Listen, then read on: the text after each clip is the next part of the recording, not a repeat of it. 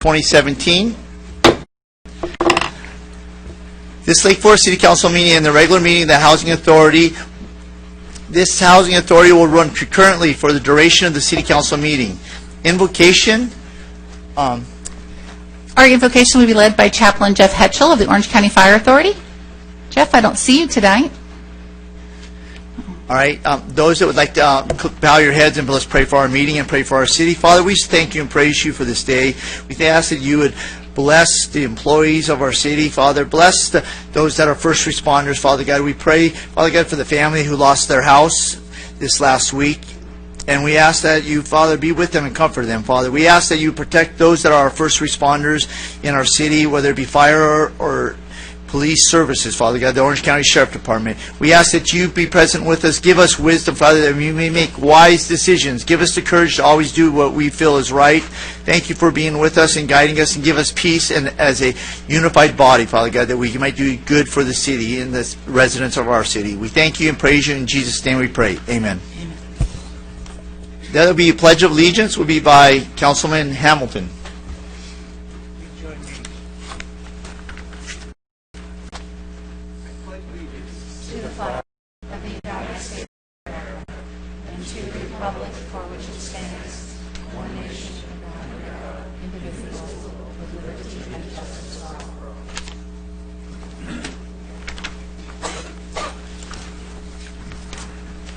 Closed session, Mr. City Attorney. There's no action to report tonight, Mr. Mayor. And then I'll take a motion for presentations. Second.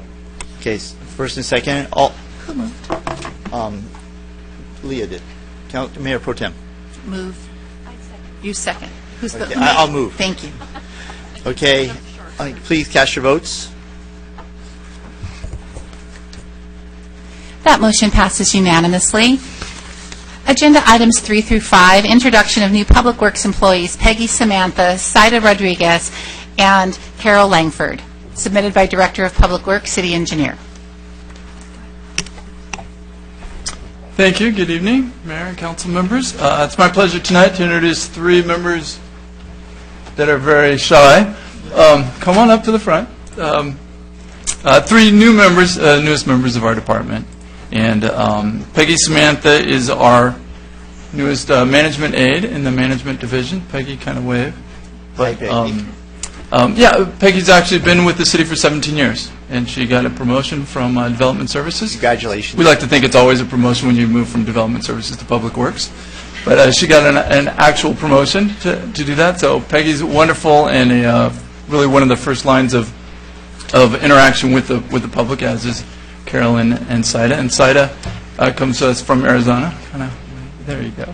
Well, welcome to Lake Forest. And grew up here in Southern California and is making her way back. And Saida is our new engineering technician who takes in and takes care of everybody who works within the public right-of-way and all the development permits and things of that nature she'll handle. And then Carol Langford comes to us. Actually, she was at the City of Rancho Santa Margarita, where I was able to work with her. She was there for 11 years, and is here as our new administrative aide, our administrative specialist, sorry. And I'd like to welcome them, our 3 newest additions. Well, we want to welcome you to the Lake Forest family. Thanks for choosing Lake Forest, and I think that it will be a blessing to you. So may you have many years of successful employment here in Lake Forest, and thank you so much.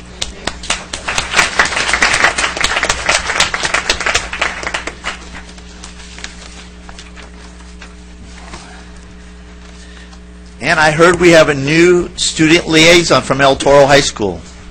Do we have a student liaison? Sarah Dahlstrom. You know, she indicated that she would be here at this meeting since school started a little bit earlier this year than last, but perhaps they have no report because they did just start last week. Okay, I'll give a report. El Toro football won their game against El Dorado last weekend, 66-21. So it was a powerful game for El Toro, so they're looking well, and so we're going to cheer on, as always, go Chargers. And we had the opening of the new renovated softball park that was built up for the girls' softball team. was dedicated last Tuesday. So those are the updates that I have. Thanks for reminding me. And Mr. Mayor, just I was at the ribbon cutting for that softball field, and they got a $100,000 grant by a private company, Haichu, the candy company, to renovate that park. So I thought that was pretty cool, and great to see that both the public and private sector can work together for good for the community. it gives us hope that our businesses are giving back. So, public comments. At this time, members of the public may address the City Council and Housing Authority regarding any items with this subject matter. No action shall be taken on items not listed on the agenda unless authorized by law. Comments shall be limited to 3 minutes per person with an overall time limit of 30 minutes for the public portion comment of the agenda. Any person wishing to address the City Council or Housing Authority on any matter, whether or not it appears on the agenda, is requested to complete a request to speak form over at the side over here, and complete it and turn it into Carl over at the corner here before being heard by the legislative body. When you are called to speak, you will have 3 lights, the first being green, and then with 1 minute left, the light will turn yellow. And then when your time has expired, it will turn red.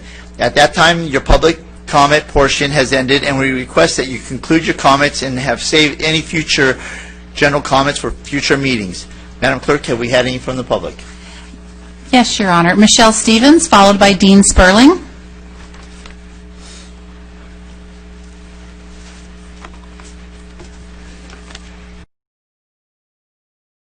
Part of the group that is here to talk about traffic over on Regency in Normandale. I've been a resident for almost 10 years, and I've been writing letters to the city pretty consistently through that time to different departments to talk about the traffic and the speeding that goes on Regency in Normandale.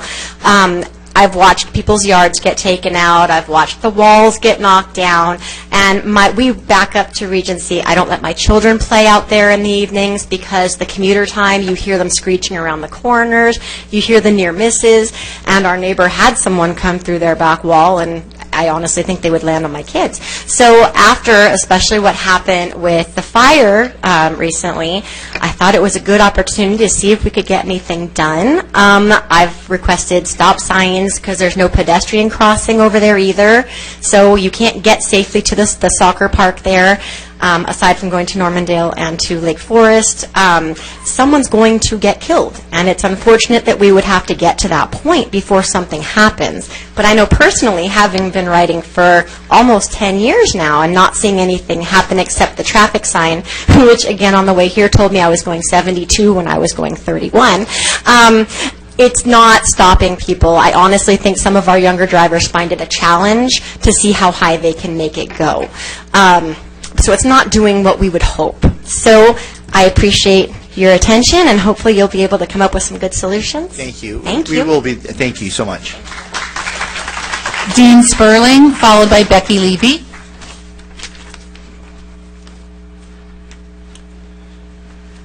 Good evening. We moved to Lake Forest in April of 2015. Like Michelle, Regency backs up to where we are. Adding to what she mentioned, on Friday night, I was coming back with my family, turning off of Lake Forest, going up Regency. We had 2 cars behind us who were obviously speeding, tailgating me, tailgating the car that immediately behind me, and going back and forth. I had to pull over in order to hopefully not get in an accident. The 2 of them roared behind us and made a turn up onto Osterman. And we hear in the evening the screeching of the tires, and the revving of the engines. The problem, I think, is that this is a residential street, Regency, that's being used as a commuter lane. There are other streets that are better suited for this. Either go up to Portola, go down Lake Forest, down to Muirlands. These are streets that I think are made for it, not the residential area. It's impacting the residents. As Michelle said, somebody's going to get hurt or killed, and the city, I think, may be held responsible for this. There'll be some enterprising lawyer. I'm a lawyer myself, but I don't do this type of law. Who's going to look to the city to find out where they put on notice? what's been done for this, and they're going to look to see if they can hold the city responsible for it. It doesn't have to be that way. It seems to me that speed bumps hopefully would create a situation where the people cannot go that fast. And I know that most residents don't like that. My brother-in-law lives in San Marino. When we go to visit him, even if I wanted to speed, I can't, because you're just not going to be able to do it with the number of speed bumps they have. It does work. It does slow down the traffic. And if the people want to use something else for a commuter lane, they can go to another street that's nearby and do that. So I'd like to hopefully see the council put this on the agenda to see what can be done to slow these people down or get them to use another method of transport. Thank you. Thank you for your comments, Dean. Becky Levy, followed by Bill LaFave. Hello. I have to read mine because I have a lot to say. And only your name? minutes. Becky Levy. Okay. I'm here to talk about Pepino's concerts. Code enforcement did a noise test and no violation was found. However, I don't feel the test was acceptable because Mr. Hill admitted to me before the test that he doubted the instruments would register because Pepino's was too far away. The test was hopeless before it even started. We can hear Pepino's concerts from inside our home, and some of these events cause us to have to close our windows so we can sleep. And I know I am not the only resident to complain about this. Police dispatch is extremely rude, and they say we can't call them to go out and ask Pepino's to turn the volume down because they have a permit. A permit doesn't mean they can be as loud as they want. City laws say that more than 2 complaints could result in suspension of a permit. Are our calls even being registered as a complaint? When I call police dispatch, they refer to me as all you people who keep calling us about Pepino's noise. So I know this is something that's a problem. I'm fully aware that Pepino's is a staunch supporter of certain city officials, which is a conflict of interest. I'm asking anyway for the city to help homeowners enjoy their right to peace and quiet. The nuisance is almost every night now, and all too much. The city has the power and should request the following of Pepino's. Erect a noise reduction structure on their patio. Your laws require noise reduction elements for indoor use. Why would you not require it for outdoor concerts, which are even more damaging to surrounding areas?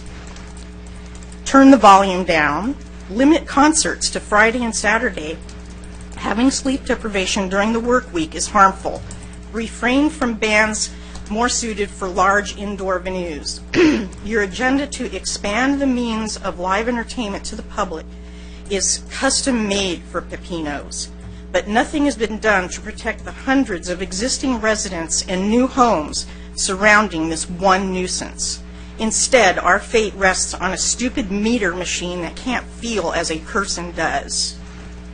The items listed above are not unreasonable and would greatly improve surrounding home life while still allowing Pepino's to have their entertainment. It's the least you could do. Now, I'll address that right now because Joe Moscatello is a friend of mine. But Yes, the I fact know. is, when we allow him to outside music, we have a city noise ordinance. We will send that out, and we will test it at the point of music, 'cause that's where it's not supposed to be set. It's tested up on the hill. It's Yep, supposed to be that set was at the not supposed what to be happened. at the spot where it's happening. So, thank you for enlightening us about it. But the fact is that I feel that he's a resident of Lake Forest, and he values the residents of Lake Forest, and he doesn't want to be a bad neighbor, whether he doesn't be a businessman or a neighbor on the street. So we will address that one and have a noise ordinance machine out He there. seems to turn up the volume after we call the police and Okay, after well, someone complains. thank you so much. Thank you. Yes. Thanks for being here, letting us know. I have a question. Tom, if they get enough complaints from a facility with loud music, can a permit be pulled for live music in those events if there's enough complaints from local residents?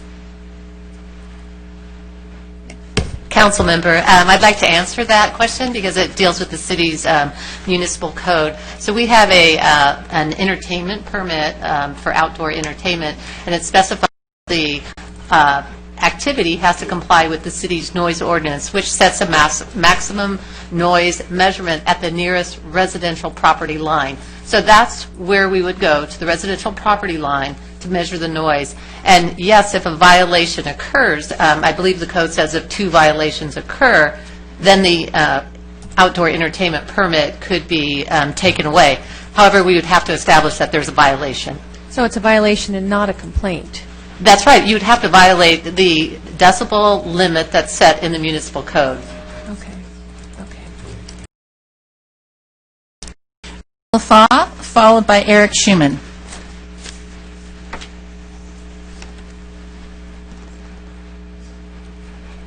Bill LaFave, Mr. Mayor, council members. I live on Countryside Drive, 2 doors from the home that was partially destroyed in the accident 2 weeks ago. And I prepared a couple of comments here that we've had several accidents at intersections of Normandale and Countryside, Normandale and Vista Estate, and Normandale and El Toro Road. I think the police records would indicate that quite clearly. In the past year or two, the most recent being August 25th, which partially destroyed the home, as well as personal property and community property.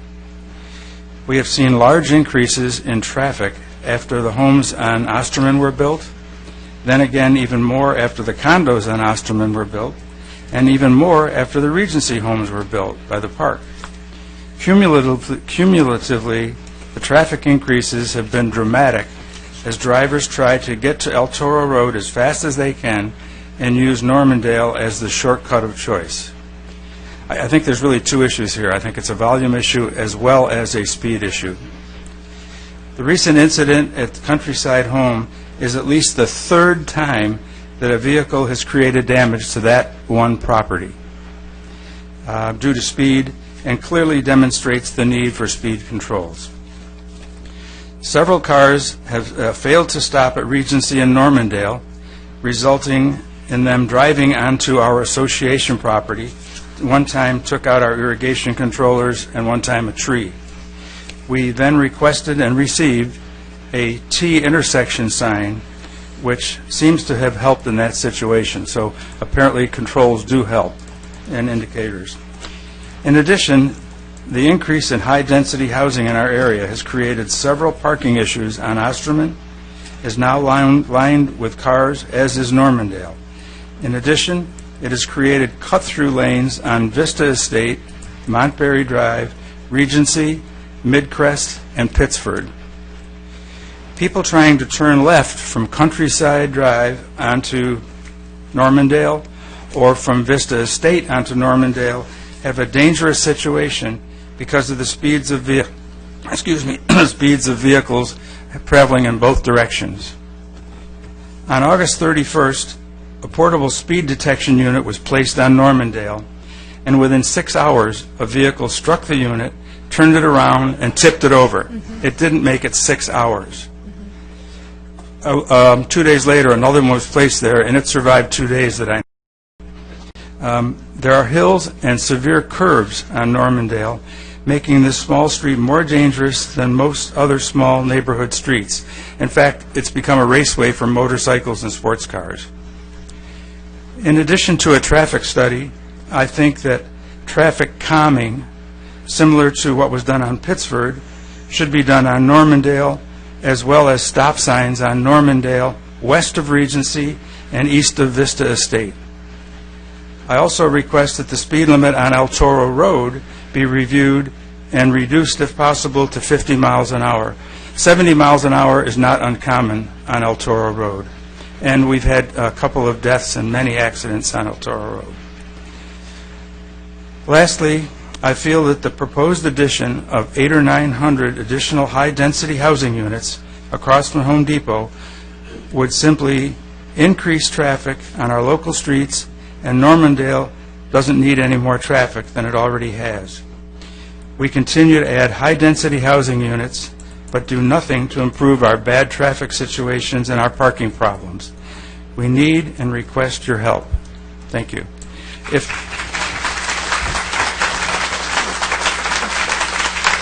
So, this is a neighborhood that's near and dear to my heart because my mom has a house in there, and I have many friends in the neighborhood. So Michelle and Dean and Bill, my heart goes out, and my prayers are with the family that lost half of their house on this incident. We have a new traffic commission that's part of our planning commission that we'll be referring this to, because the fact is that it's going to take further in depth, because we have 2 traffic injuries in the city of Lake Forest, and we take abundant caution to keeping our residents safe. And so obviously there's been enough close calls. I saw that there's a speed monitor out there now. I've been driving by because I've want to say hi and let the family know that my family's prayers are with them. So we take it seriously, and so obviously we can't stop wrongdoers. The other day I was on El Toro Road, driving up El Toro Road, and these cars came whizzing by me and went around me. They were racing up El Toro Road. Right. I mean, they must have been going near 100 miles an hour. We can't do that, but the fact that we can do things to try to defer and make it safer for us. And so I think that referring this to the Traffic Commission would be our first step, but then bring it back to us. But I think that we'll put it on a fast track, because it's something that we don't want to have to happen again. And addressing your high density, we don't really allow a lot of high density in Lake Forest. In Irvine, you have 4-story apartment homes. We do not allow that in Lake Forest, and so we haven't had that. So I just want to say that we're not discussing back a difference of opinion. So the fact that we will refer this to our Traffic Commission and the Planning Commission. So thank you for your comments. Thank you. In case anyone on the council hasn't seen that pictures, I'll leave these. All right. I had a question for you before you go, Bill. You didn't mention anything about speed bumps. What's your opinion? The other people were in favor. I was wondering what your... Well, I think speed bumps would be absolutely ideal. I seem to feel that municipalities frown on speed bumps on public streets because you don't see them very often. Usually they're on privately owned streets. However, I think that rumble strips are more than acceptable virtually everywhere. So if we can't do speed bumps, I think we should at least consider rumble strips to try to slow people down. And we'll look at all those options. One of the deterrents on speed bumps now is the Orange County Fire Authority is deemed that speed bumps are a denigrating factor to their rigs, and so they limit the amount of we can have, or even as a community association, how many speed bumps they can have. But all options will be on the table and looked at, because we do want to slow that traffic down on Normandale. We would even welcome speed bumps on our Montberry streets. Yeah, but that's something that homeowners association would have to bring forth. In effect, it goes through fire authority. So we'll discuss that in future, and invite you guys all back to the Planning Commission and talk to us about it. So thank you so much for being here, Bill. Thank you. Eric Schumann, followed by Cheryl Weaver. Hello, Mayor, City Council. Good evening. My name's Eric Schumann. I don't live in Lake Forest. I live in Fountain Valley. So for one of those of you wondering why somebody in Fountain Valley is here in Lake Forest, it's very simple. For the last 15 years, I've officiated high school basketball. For 4 years before that, I did NJB, and I did some NJB for 7 years of high school. Some of you might be familiar. Some of you have kids. I did games at El Toro and all the schools around here. The reason I'm here is because Father's Day weekend, I had a 3-game set at the Blizzard. Started at 4:30. I show up there, and as you know, in the Blizzard, there's no stopping on Atlantic Ocean Avenue, and that's wonderful during the week. No argument. But on the weekend, when the Blizzard has an event, and there's 5 courts there, that's 10 teams. You can imagine teams waiting on the side. You have administrators, you have officials, you have everybody else. There's 3 side streets where you can park. Those are all taken. I had to circle around Atlantic Ocean 3 times to find a parking spot. I found one. Cost me $46, by the way, to park there. Am I mad? Yeah, I'm really mad. I don't mind when I make a mistake. I'll fess up. Doesn't happen often on the court. I can tell you that. But when I make a mistake, I'll let you know. When the mistake is on the part of the city, I'm here to let you know. I have no problems with no parking on the side street during weekdays. No problem at all. But on a weekend, when there's nobody there, and I mean nobody there, no businesses, nobody, I don't see why you can't park there on Atlantic Ocean. Okay, have a thing, no stopping, except weekends and holidays. When there's a tournament there, I figure that there are 40 weekends where there's a tournament at the Blizzard. Conservatively, I'll say there's 25 tickets. That's 1,000 tickets. If each ticket is 46, I don't know what Lake Forest gets, but I'll guess 25 to 30. That's 25 to 30,000. That's blood money. Sorry, it's blood money. It's a rounding error to the city of Lake Forest, but there's no reason stopping parking shouldn't be allowed there on weekends and holidays. And that's what I have to say. Eric, I don't need a response back to you. We're not supposed to have a back and forth, but the fact is that we value people coming into Lake Forest, whether you're a repping basketball My brother game lives here. or your brother lives here. The fact is we want people to come into Lake Forest. And so the fact is that we'll look at that and Ocean and for basketball for weekend parking. So that's a great suggestion. And obviously, my daughter plays volleyball and soccer. We're at a lot of tournaments, and parking is You know, So yeah. so thank you so much for your comments. And I hope you. Was there a parking sign? It says no stopping anytime, but again, I had to circle 3 times, and the whole Atlantic Ocean both ways was packed. I had to circle 3 times to find a parking spot. So that tells me that there were a lot of other people who are in this. So when you see that's Monday through Friday sign, maybe you give us credit that we made a move on it. So And holidays too, because like Labor Day weekend yesterday, I'm sure there's a right. just weekdays. I understand weekends. That will be going through the Traffic Parking Commission too. Thank you so much, Eric. Thank you. All right. Sorry about that. Cheryl Weaver, followed by Sherry Anderson.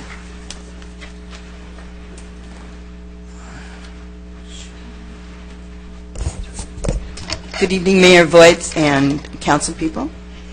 My name is Cheryl Weaver, and I'm a resident of Lake Forest, living near El Toro Road in Normandale. My husband and I have owned our home here in Lake Forest for 30 years.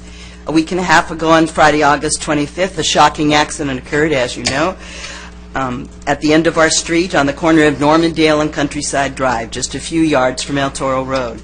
Basically, a Tesla was coming down the hill of Normandale, apparently at a high rate of speed, hit the curb before Countryside, went airborne, landed in the garage of our good friends and neighbors on the corner, barely missing the husband, who had just backed his Subaru out of the garage and was stepping out the door of it and onto the driveway. The Tesla pushed the other car housed in the garage as well as the refrigerator through the wall and into the house, and the car caught fire, which spread throughout the garage and the attic, destroying those areas. Luckily, firefighters were able to keep the fire from totally destroying the whole house. By the grace of God, the homeowner was able to get his wife and dog out of the house. There were no bicyclists riding by, no joggers in the direct path, no children out playing in any of the yards, no horseback riders coming down the hills, no cars turning left across the path of the airborne car, and no dogs and their owners out for a typical evening walk or run. No lives were lost that night, but havoc was caused by this accident. The victims the next door neighbors, 2 adults and 3 children, had to vacate their house for safety purposes. They were out at least until almost midnight.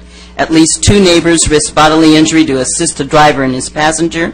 Everyone on our block, as well as across Normandale and across El Toro Road, were inhaling smoke for hours. It was still in the air early Wednesday after the accident when I left for work.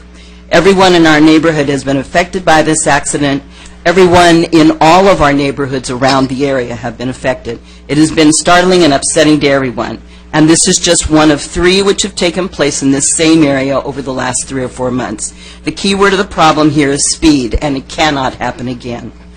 Those of us living in the area of El Toro Road and Normandale in every direction want help. We need to have the traffic slowed down on Normandale, and of course every other street, as people have already said. We would like a permanent electronic speed reminder board on Normandale, and by the way, it was gone tonight, and some speed bumps to slow traffic as they come down. On El Toro Road, the racing and speeding of cars has increased every year, and it is not uncommon to be awakened by speeding, gunning of cars, near-miss accidents and spin-outs, and actual accidents starting around 10 or 11 p.m. and continuing through 2 or 3 a.m. in the morning on any given day now. Having an officer assigned to drive through or be positioned in this area at specific times would be optimal and discouraging and deterring this type of behavior. For safety of Lake Forest citizens in our area, we ask that you take action immediately. We will. Thank you. Thank you. Sherry Anderson, followed by Matt Burstein. While Sherry's walking up, I just had a question. How hard would it be to get the Normandale issue on the Parking and Traffic Commission's next agenda so that we can start looking at this quicker?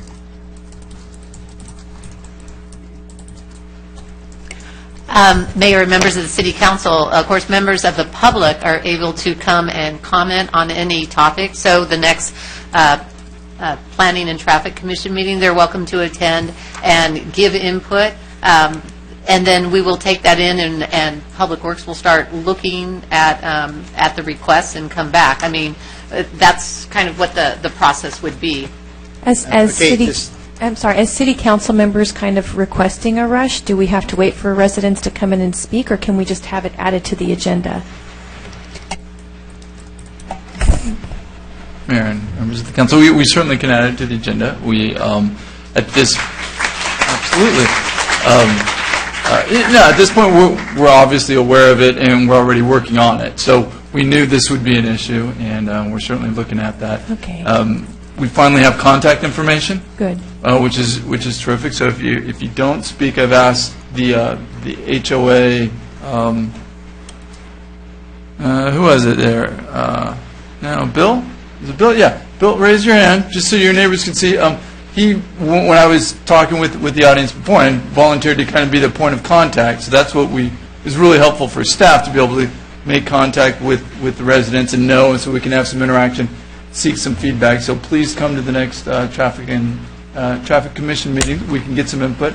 Like I said, we're already working on getting the statistics and things of that. I just want to make sure that the residents know that they're being heard, Absolutely. that we're taking this serious. So at the close of this meeting, we have the opportunity to put things on the agenda. We will be making a motion to put this on the immediate, important, fast track to get it on the Planning Commission, Traffic and Planning Commission. So we'll make that a motion at the end of this meeting. So just to let you guys know, you guys don't have to stay to the end to watch it happen, because it will happen. Thank you.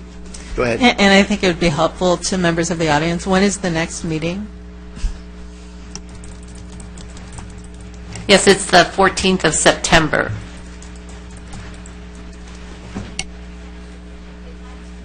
The Planning Commission meets at 7 o'clock.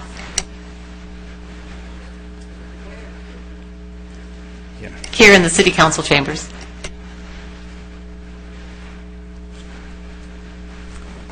Sherry Anderson. Thank you. Councilman Hamilton, your comment at the last meeting about my chill from reading the recent press release from the Orange County GOP makes me even more concerned about my city residents and safety. The Orange County GOP has gone after the reputation of our residents, the 16,000 residents that signed the recall petition, and the integrity of our residents in conducting a legal process. Mr. Whitaker doesn't even live in Lake Forest. Why is he so concerned? I would like to know. I thought the council position was supposed to be a nonpartisan, and according to the Lake Forest ethics, votes are not supposed to be determined by political associations. Your sarcastic comment tells me you really don't care about our safety. You are supported by big business, including massive contributions from developers wanting to continue billions of dollars in development, a political party, and even contributions from our Sheriff's Department. I still want to know why our Sheriff's Department would contribute to your campaign against our residents. I would like an answer from the City Council and Sheriff's Department. I would like to hear if all of you members think this is appropriate. As a resident, I want to know I am safe in Lake Forest, and this doesn't feel safe. It is scary to me how our city has been taken over, and now council members allow attacks on our residents. Councilman Voights and Robinson, you're also supported by the Orange County GOP. Do you think these attacks are appropriate? You know, Councilman Hamilton, I am here to support the lives of our pets in Lake Forest, Orange County.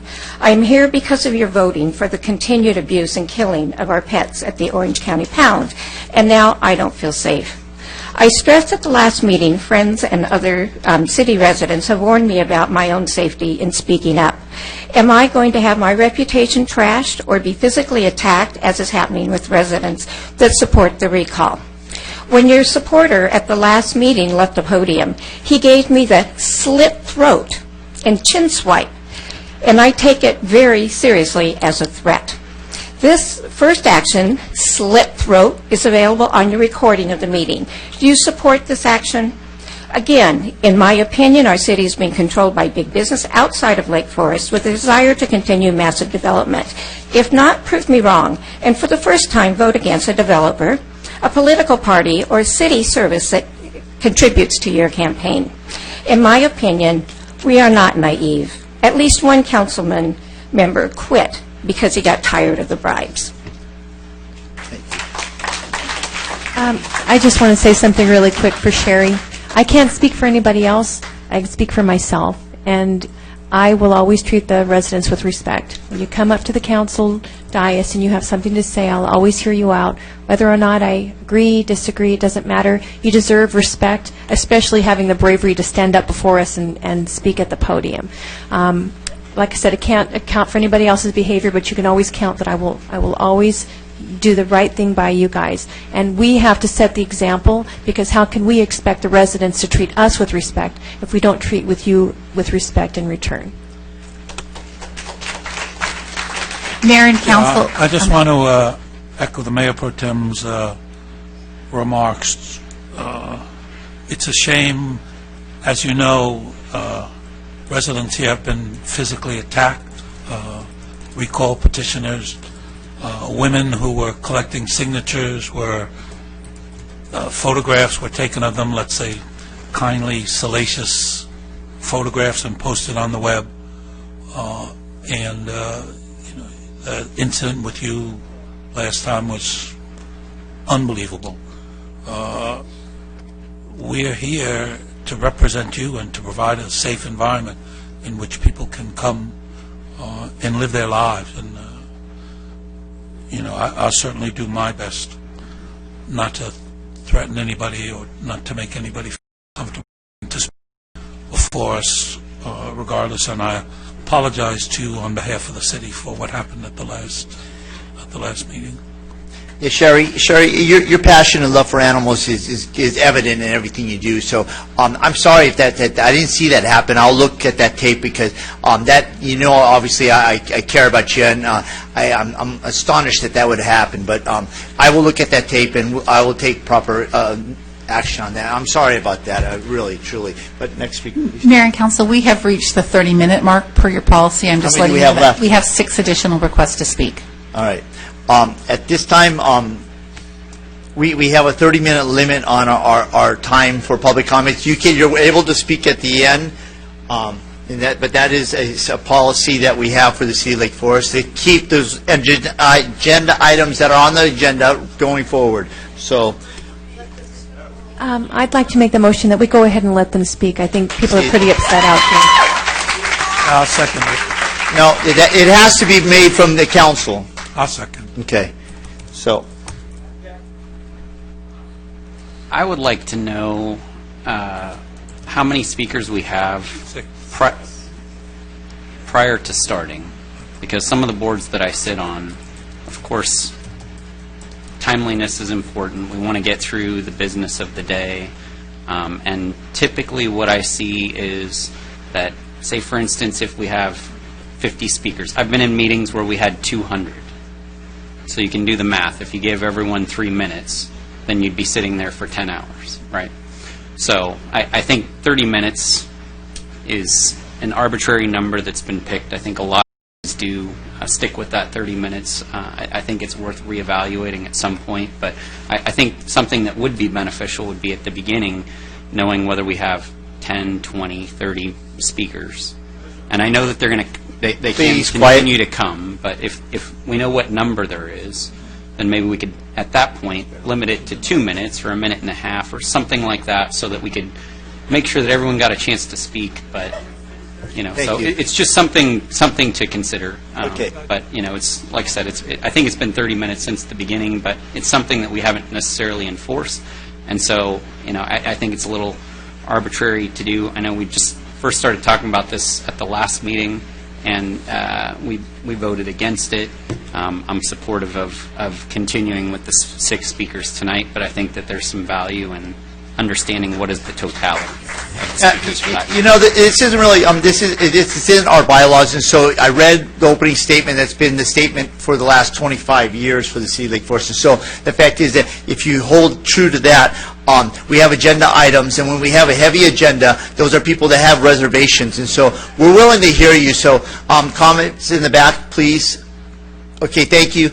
We're willing to hear you, but it's got to be a motion from the floor to continue. It's like at 10:30, when we go past 10:30, we make a motion, are we going to go forward or we're not? So it's just a council policy, so it's not that we don't want to hear you, and so we're going to continue and make a motion in a second, and I think that you want to vote on that? Sure. Okay, please cast your votes.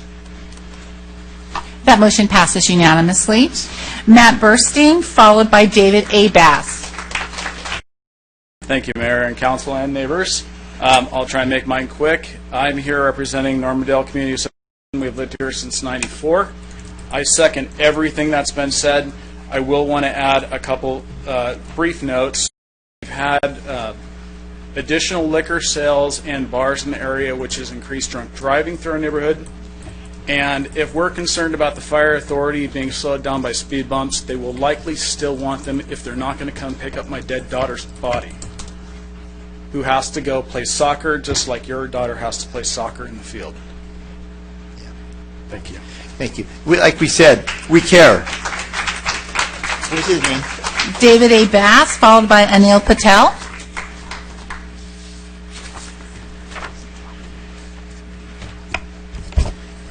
Thank you, mayors and city council members, for allowing me to speak again. I'll speak again on the topic of street maintenance. I'm David A. Bass, a Lake Forest resident since 1993. Last meeting I spoke in general about street maintenance. Today I'll get into more detail, and I did provide you with some data that I'll refer to, and it's all publicly available data. And please keep in mind that, as I talked at both the resident and business survey, maintaining city streets was the #1 priority in the public works category. So the city does a pavement management program update every 2 years. One of the key components of it is they analyze or calculate the pavement condition index, which is used widely, especially in Orange County. The city in 2011 was at 81, and 83, 85, and 2015, so it went up, and then it went down 5 points to this year, and it's projected to go down to another 5 points in 7 years at the current funding level. Shows it a significant decrease in the last 2 years, and it'll continue to decrease at the current funding level. In the city's budget, each department has a number of performance measures. In Public Works, it's condition, a category rating, whether how many are fair, good, and very good. The performance measure is 80% or better. That's a different number than the PCI.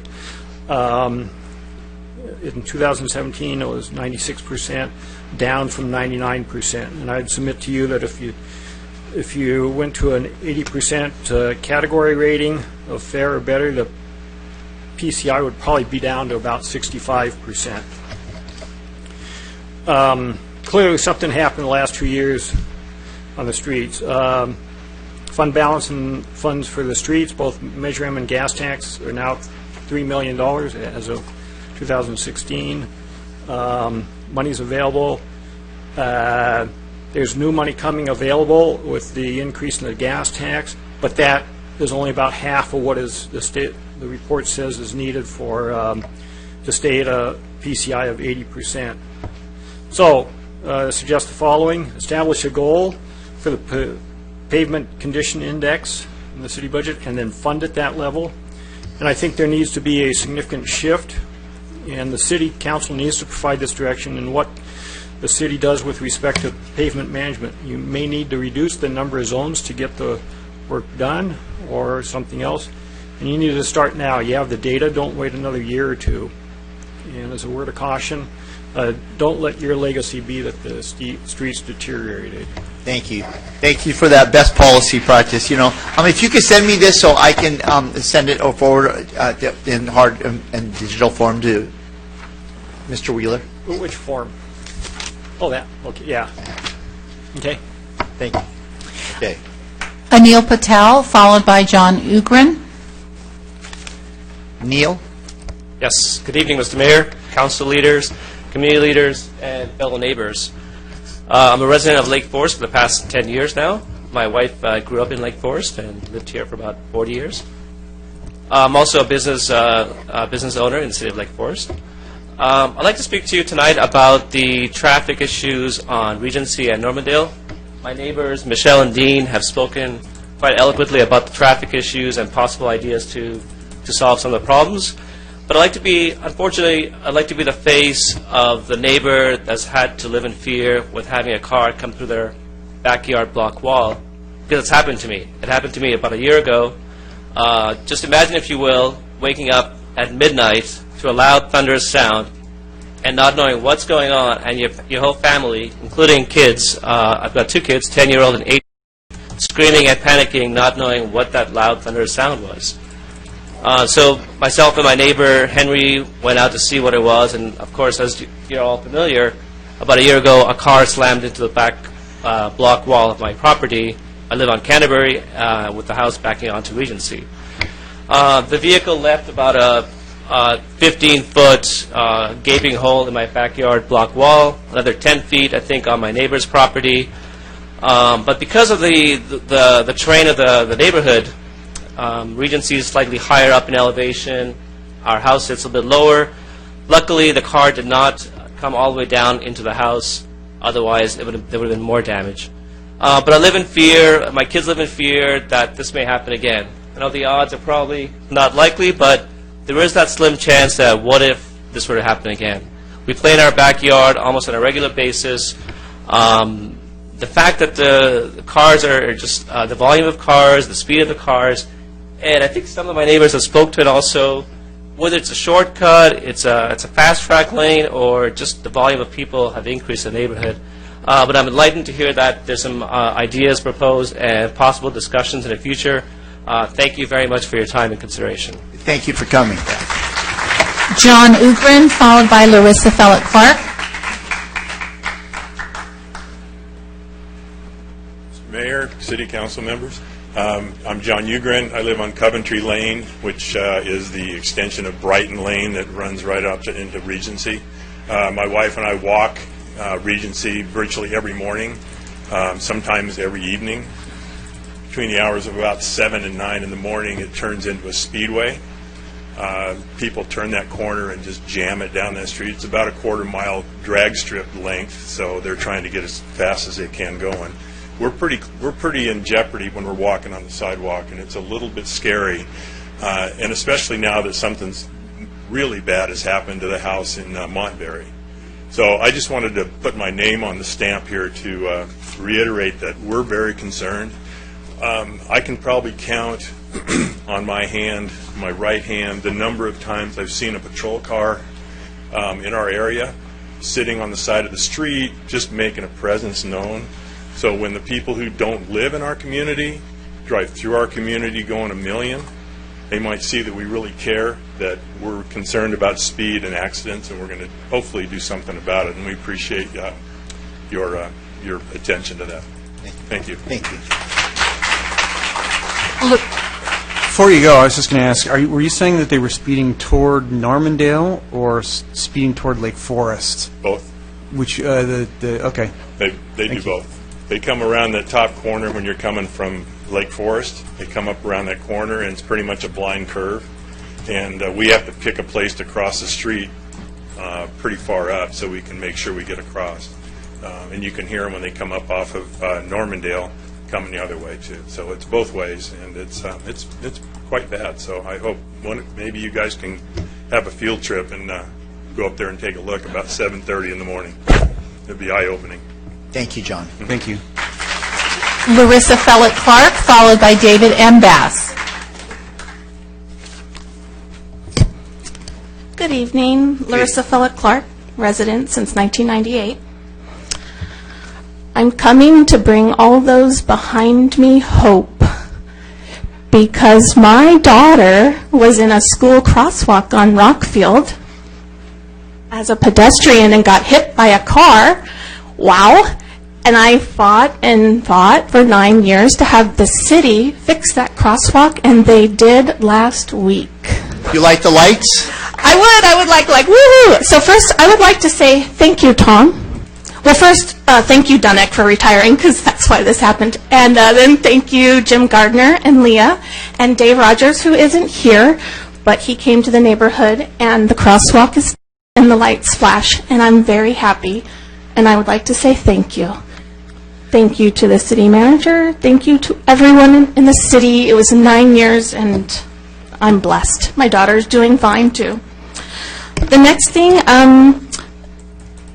on my agenda, Tom, in front of El Toro High School, we'll talk at the Traffic Commission. I was also a witness to a resident. First, he gave us the chin flick. Fine, classless, but whatever. Then he did this to Sherry. So that was kind of not cool. And I wanted to say that I was sitting next to Sherry, and I did see that, and it is on the video. Your remark when Sherry brought, she felt unsafe, Mr. Hamilton, and you laughed it off about the air conditioning, that's just unacceptable. And I just thank you for giving me another reason and more proof as to why you're unfit for office and why I'm recalling you. And the other 16,000 residents that signed my petitions, they want you gone too. You're a disgrace. Please resign. You have one more day. Thank you. Stay resistant, stay persevering, and stay determined with the city. It will happen. David M. Bass.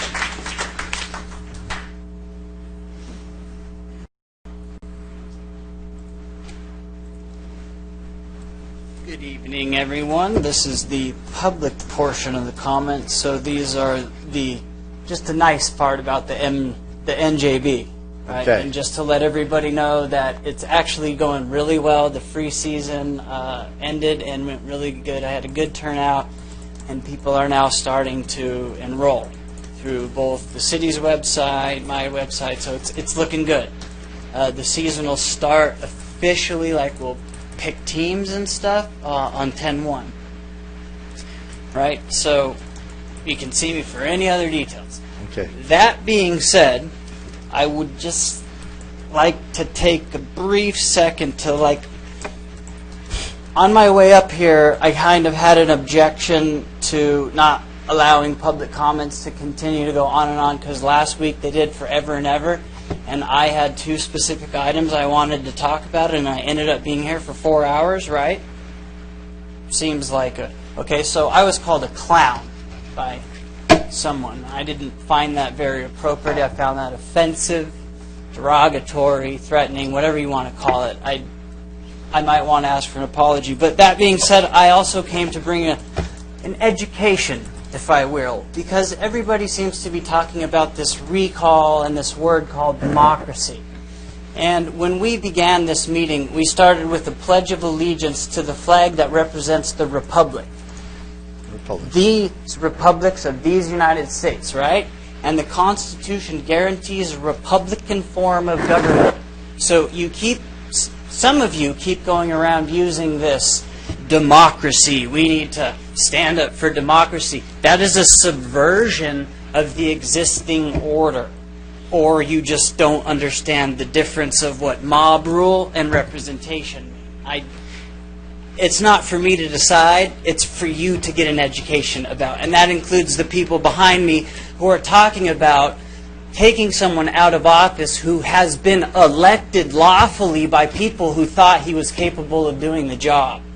So they can clap all they want and talk about all their recalls all they want, but what happened was a majority got together, voted for somebody, and you're stuck with that person until the end of the term. That goes for the President of the United States, that goes for the councilman, that goes for everybody. So if you advocate a recall with any false information, that is a subversion of the Constitution and it is a sedition. If you provide aid and support to those people such as Antifa, that's terrorism, subject to summary execution. You're the mayor, you know all about it. I rest my time. All right, thank you. Thank you for your comments. There are no further requests. Okay. Let me just follow up a little bit. Thank you, everyone, for coming tonight to talk about your street. I was able to go over the night or the morning after the accident and spend some time with the family and their extended family there, pray with them. Along with what I think we've talked about, I think some kind of guardrail or block wall seems kind of in order to keep cars kind of on the street. I don't know. I asked previously, Mr. City Attorney, is there an update the audience can have on that accident that I had requested, or is that there's no update that we can provide? Okay. So I guess you have to look at the newspaper or, you know what I'm talking about. Councilmember Hamilton, I believe Chief Valentine can give a very brief information about that incident. Okay. Mayor and members of the council, that accident happened as a result of somebody driving under the influence and driving at a high rate of speed. And they were coming down Normandale towards El Toro. They veered off the road. They went down the hillside into a concrete drainage ditch, which in essence acted like a launch ramp. Because once those tires re-gripped that concrete, propelled the car forward, there's a concrete barrier at the end of that drainage ditch that when that car hit it, it tipped it end over end and launched it into the air. It didn't stop it. It's not meant or designed to stop cars down there, right? But it's a pretty good embankment, and it sent the car end over end. Not like a jump. It sent it end over end, and it landed near the house, and the momentum carried it through the driveway and into the garage. At this time, I know the driver had some serious injuries. I don't believe he was physically arrested that night because of the injuries, because of the need to stay in the hospital. But the case is still being investigated and will be presented to the District Attorney's Office at the appropriate time. So that's the information I have as far as an update on that accident. Thank you very much. I think it's important for all of our residents to be safe. Thank you for everyone for coming out tonight. So, it's both speed and, this other issue that occurred. So, trying to keep... I used to live on a hill on Belcroft, and, I feel for, everyone who lives on hills. So, things to slow down traffic, whether it's signs, whether it's, and the staff, we can up here think of all the great ideas that we can, but it's really up to staff, I think, to come back to us and give their recommendation. They're the professional engineers. So please bear with us as they work on that. I want to share the same sentiment about expediting whatever can be done to we don't want another injury, another accident to occur. What's the probability? I don't know, but as much as we can minimize. And I think it's important to examine not just some of the areas that are being in addition to those. I think Belcroft and some of the other city streets that live on, folks that live on hills, I think we should try to make it a little more comprehensive, because when I was living on Belcroft, we had the similar issues that the folks in the audience, and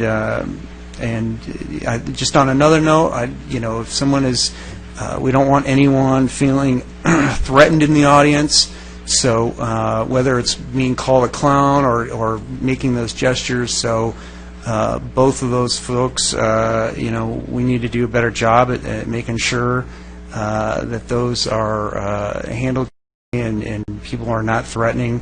The chill that you heard, I had a hard time, as you could recall last week. I don't know if it was the air conditioning that was the chill. It sounds like it wasn't. So that was meant to be helpful comment and not sarcastic. And I want to agendize later this item, so I think it's just so important that the safety of residents in town on the curves and the hills, there's probably going to be some in Portola, Foothill. I think it's going to be, kind of citywide. So those are my comments. So thank you, everybody, for coming. Montberry, Normandale, we heard you. I will be at the next Traffic Commission, too, so I hope to see you guys all there again. So have a great week, and thank you for coming. And God bless the family, and thank God that nobody was taken life that night. Thank you. You know, and sorry, one more thing is there is a GoFundMe page for this resident, and so I think it's on Facebook. I don't have it right off the top of my head, but if people are interested, maybe Bill, I don't know if you would be a good point person for that, but or maybe Dave Hughesme, but whoever's can help with that. I know they're having issues with insurance in their car. So thanks again, everybody, for coming.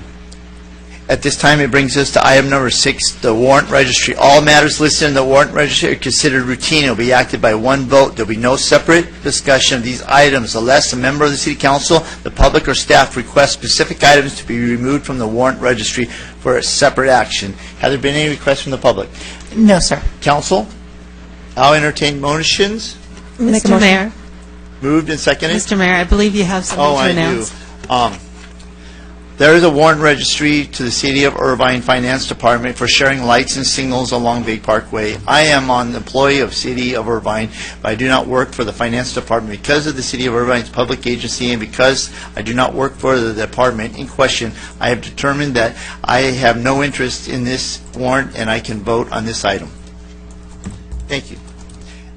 First and seconded? I moved it. I don't know. Well, I'll second it. Please cast your votes. That motion passes unanimously. Okay, items number 7 through 8, consent calendar. All matters are listed in the consent calendar are considered routine. It will be acted by one vote. There will be no separate discussion of these items unless a member of the City Council or Housing Authority, the public, or staff requests specific items to be removed from the consent calendar for separate action. Have there been any requests from the public? Yes, item 10. Item number 10, pull. Council? I'd like to pull item 9. Pull, Dwight. I'll entertain motion. Make a motion. First and second, please cast for the remainder. That motion passes unanimously. And just the motion was to move the remainder, right? Yes. Okay. Agenda item 9, Second Amendment to Agreement with Harris and Associates for ADA Access Ramp Improvement Project, Phase 11, submitted by Director of Public Works, City Engineer, and removed from the consent calendar by Councilmember Robinson. I just had what I hope is a quick question. At, I think, our budget workshop earlier this year, we talked a little bit about using ADA funds for playgrounds. I know that this Phase 11 goes into, I think it was the 18-19 fiscal year, so where are we at on that, that playground part? And It's scheduled for Phase 12. Phase 12. Okay. Right. We already had submitted our application to the federal government. Just wanted to make sure, just my own peace of mind. So Made it in the CIP as a Phase 12. You can see it in there, too. Great. Okay, thank you very much. I'll move the item. And I'll second that. Please cast your votes. That motion passes unanimously. Agenda item 10, Multi-Agency Cost and Efficiency Study on the Orange County Sheriff's Department Law Enforcement Services, submitted by Director of Management Services and removed from the consent calendar by members of the public. The first speaker is Sherry Anderson, followed by Randy Johnson.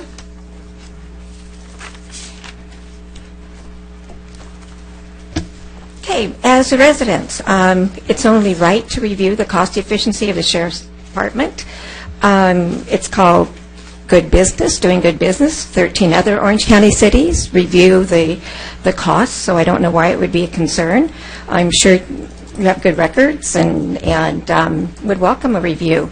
My concern has to do with ethics. My concern is that last year the Sheriff's Department made donations to the Councilman Hamilton, Robinson, and Voigt's campaigns, and then right after that received their new contract with a nice raise and no review. This year, Councilman Hamilton and maybe others have received donations again from the Sheriff's Department. I'm not sure, but I would like to know who on the council has, in last year and this year, received donations. To be ethical, shouldn't Hamilton and anyone else that received donations not vote on the review?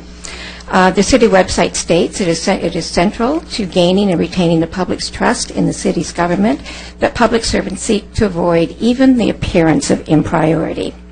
As a resident, in my opinion, good ethics would take Hamilton out of the vote and anyone else receiving donations out of the vote. But that's ethics, which in my opinion doesn't seem to matter much in Lake Forest. Randy Johnson, followed by David M. Bass. Just for the record, I received no money from the Orange County Sheriffs. Neither do I. And just for the record, I've never received a donation from the Orange County Sheriff's Department, even though it's been alleged that I have. There was a committee that was put together to support me in opposing a recall, but I had no control over that committee in any way and couldn't choose whether to accept it or reject it. So I've never received a contribution from the Orange County Sheriff's Deputy Sheriff's Association. They don't come from the department anyway, but I've never received one. I echo those same comments. My campaign has not ever received any donation from any sheriff association. It was an independent committee that I did not form that received them. I have no control over that. Next. Well, good evening, Council. Randy Johnson, Lake Forest. And, I spoke on this a couple of years ago. It was brought up, and they want to do an evaluation on the contract, and it was shot down in flames. Okay? And I told you back at that time, we haven't seen the end of this. Okay? And now it's come to fruition. It's not only Lake Forest that's talking about this, now it's Mission Viejo and several other cities. And Mission Viejo is heading the study, from what I understand, and they're asking us for $39,000 to participate. And I think it's a fantastic investment. We should do this. Because what we have right now is a monopoly in Lake Forest with the police department. They can really name their price, and we have no other choice but to match it. Because who else are we going to go to? Who else are we going to go to? So having these other cities come in, finally, maybe it's going to give us a little more power to get what we want. And I told you before, here's the problem. 80 or 85% of these costs goes towards personnel, pensions and salaries, okay? These guys are getting huge pensions. They retire millions and millions of dollars at the age of 55, For the last two contract negotiations by the Orange County supervisors, I think, 6 years ago, I think, what did they get, like 8%? Then they get another 9% or something like that. They're already making $230,000 in compensation on average a year. And if you don't believe me, again, go to the websites. The state controller, go to Transparent California, go to the county website. You can see it for yourself. It's in black and white. They're already getting paid way too much for what they do. They're getting paid more than general practice physicians who go through, 10 years or 11 years of higher education. Pure struggle. They come out with $500,000 in student debt. And all you need to join the Orange County Sheriff's Department is a stupid high school degree. It's wrong. Somebody needs to step up to the plate, and finally we have some cities who are doing it, and I'm glad that Lake Forest is following the lead. So I think this is an excellent investment. It should have been done long ago. We're getting ripped off. They're talking about 2018-19, it's another 7% up, $17.2 million. 21-22, $18.8 million, 16.6% increase from the current. This is in the staff report. This is just unacceptable, folks. We're getting ripped off, and it's finally time somebody's doing something about it. Thank you for your comment. Randy, it's been on our radar screen because the rising costs of law enforcement. And me and Councilman Robinson actually went and explored with Irvine. But the fact that we are talking with other cities in South County and working out some best practices. And so it would let you know we hear you. David M. Bass.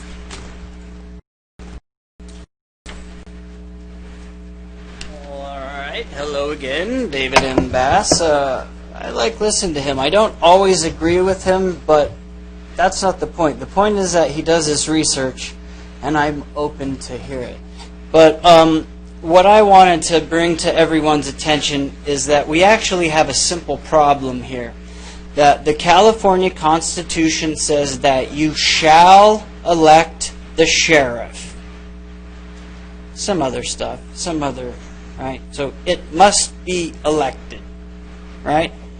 The last lawfully elected sheriff of this county, Mike Corona, is currently serving a felony conviction for witness tampering, federal witness tampering, right? The previously elected sheriff for LA County, Lee Baca, is also serving a felony conviction for, I forgot, whatever the felony was. It doesn't matter. He should know. That's the point, okay? So, in addition to the federal crimes committed by, but I'm sure they had moral justification for witness tampering and those types of things, right? Because that's something you would do, I'm sure. Anyways, in addition to those federal crimes committed by Mike Corona, he's also felt that it was within his purview to combine both the Sheriff's Department, the Coroner Department, and the Marshal Department. A move not yet replicated by any other municipal corporation to date. So this is something that is unprecedented, where you got the guy who declares the death, the crime scene, the whole thing is now encompassed by one entity, and they took the requirement to be elected away. I mean, no offense, but were you elected, Brad? Right. The answer He can't talk to I know, I'm sorry. The answer was no. The last election was Higgins, and she ran unopposed. Right? So we have an unopposed elected sheriff. So what I'm saying is you're proposing to give an unelected joint power authority jurisdiction over this whole entire thing. What I want is LA County has a citizen oversight committee. Right? You saw it in the news?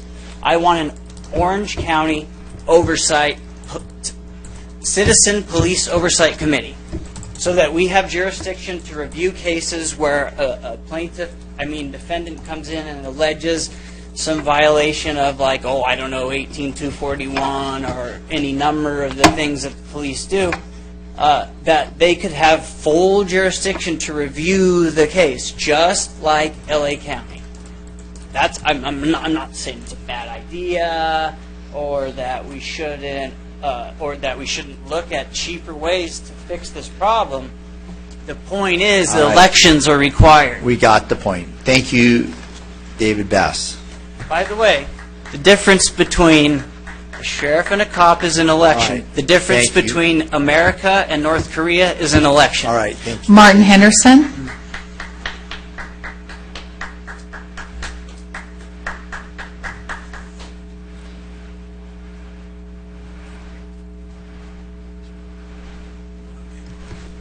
Hello, Council.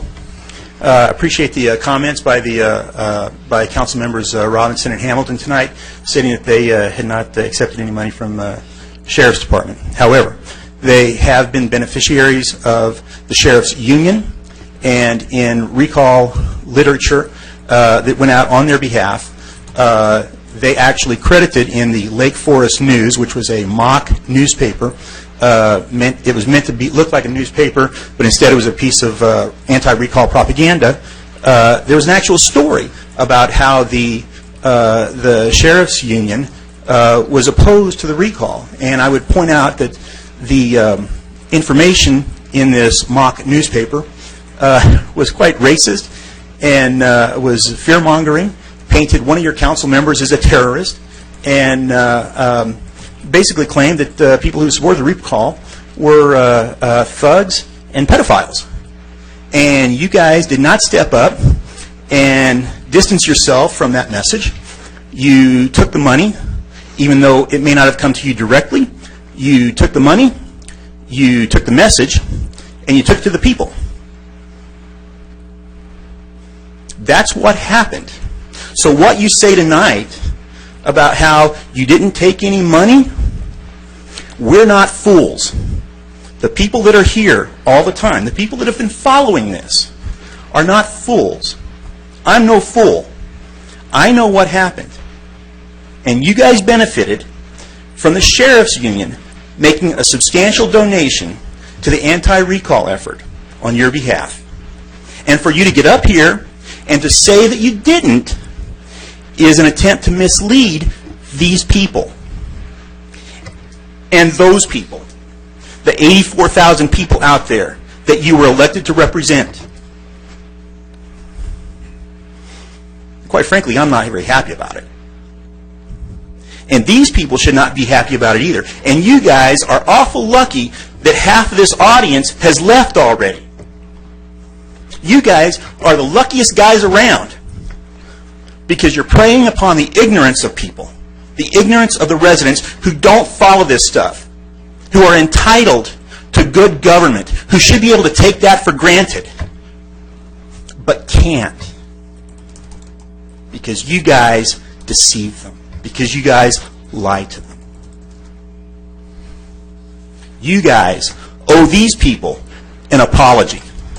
And you owe those people an apology for trying to paint yourselves as someone who's not benefited from the relationship between you and the Sheriff's Department employees.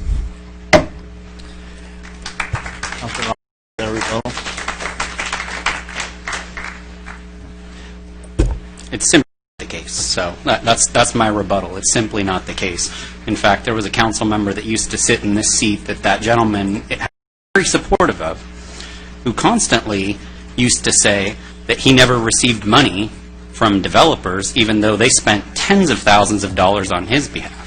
Right? So I find it to be hypocritical for him to make that comment about me, but not about that other individual that he supports. Right? So, and that's my issue. I wasn't saying that I never benefited. I said I never received anything, and I didn't have control over whether I received it or not. Any one of us could have a committee that supports us, and we could have the most vile human beings or the most wonderful people in the world that donate to those committees, and we have no ability to control that in any way. That's all that I was trying to communicate.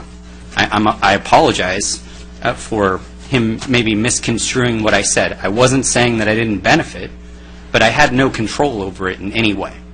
And that's what I was trying to communicate. Anything further? We've had no further I'll requests. move item number 10. Mr. Mayor, point of clarification. On the recommended action, I'm recommending that the council authorize $45,000. Not to exceed. Not to exceed, yes. There was a typo on your green agenda, but that would be my intention for my recommendation. All right. It's in the staff report online. It is in the staff report, yes.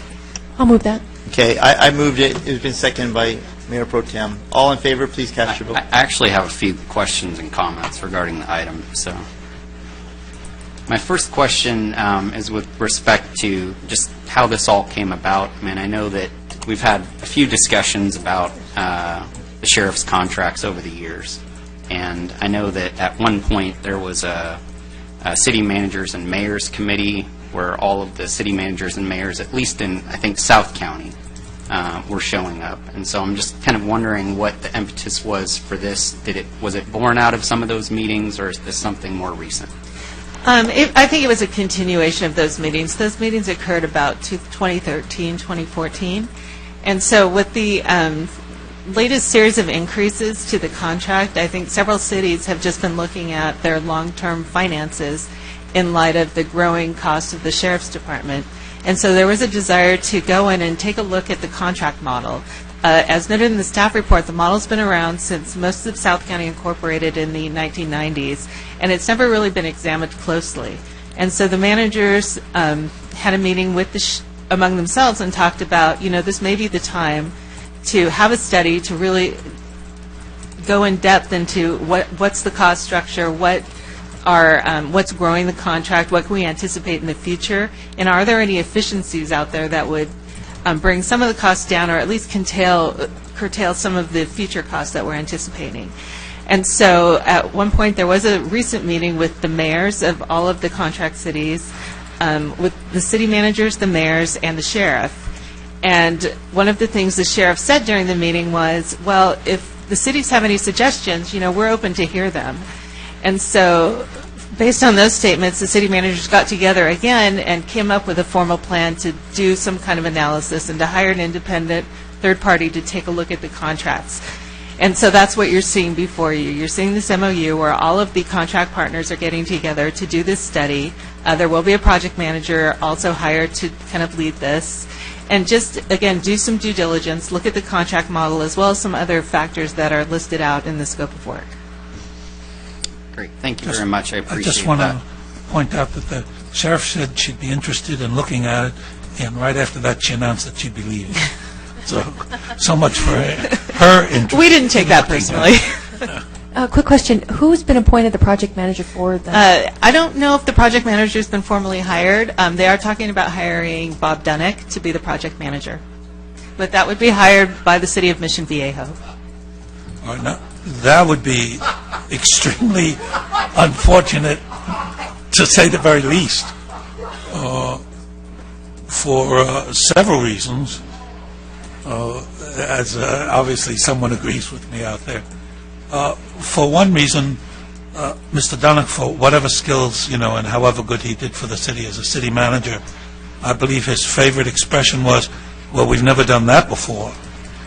And we're looking for somebody in this particular research to do something that's never been done before. So I don't think Mr. Dunnick would be the appropriate person for that. He also, to my knowledge, has no real skills or experience in doing research or conducting research. So that would change my attitude about the study.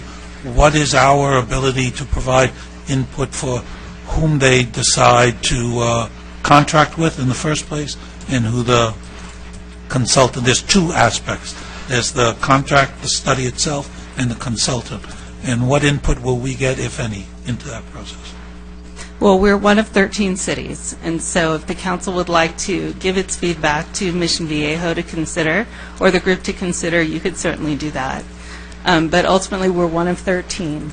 No, sure, but in other words, are they going to tell us we hired MJK and Bob Dunnick, or are they going to say, we're thinking of hiring MJK and Bob Dunnick, what do you think? Well, they would tell us, as the lead agency, the city of Mission Viejo ultimately is the one that is hiring the project manager. Now, the cities have all discussed Bob being the contract manager, and there is support among the cities for that. As far as the consultant, there's an RFP process. There will be some city managers outside of Mission Viejo that are going to sit on that, and so it'll be the collective recommendation of that purchasing committee to hire the consultant. The consultant recommendation would be presented to the City of Mission Viejo Council, and they ultimately would make the decision. They would be hiring the consultant. So any input we have, we basically, as citizens, would go to the Mission Viejo meeting and make our case in that manner. Okay, thank you. Another question that I have, I understand from the staff report that counted as 4 cities have already approved this RFP, so obviously Mission Viejo being the lead, RSM, Laguna Hills, and Villa Park. Have any of these cities mentioned their interest in having an elected official be part of this? I understand in the staff report that it's primarily yourself and then one other staff person that would be a part of this process. Have any of the other cities? I don't believe so, no. Okay, all right. Finally, when I was looking through the scope of work, one thing that is omitted for me, and this is just something that I've been focused on, and I've mentioned it when the contracts.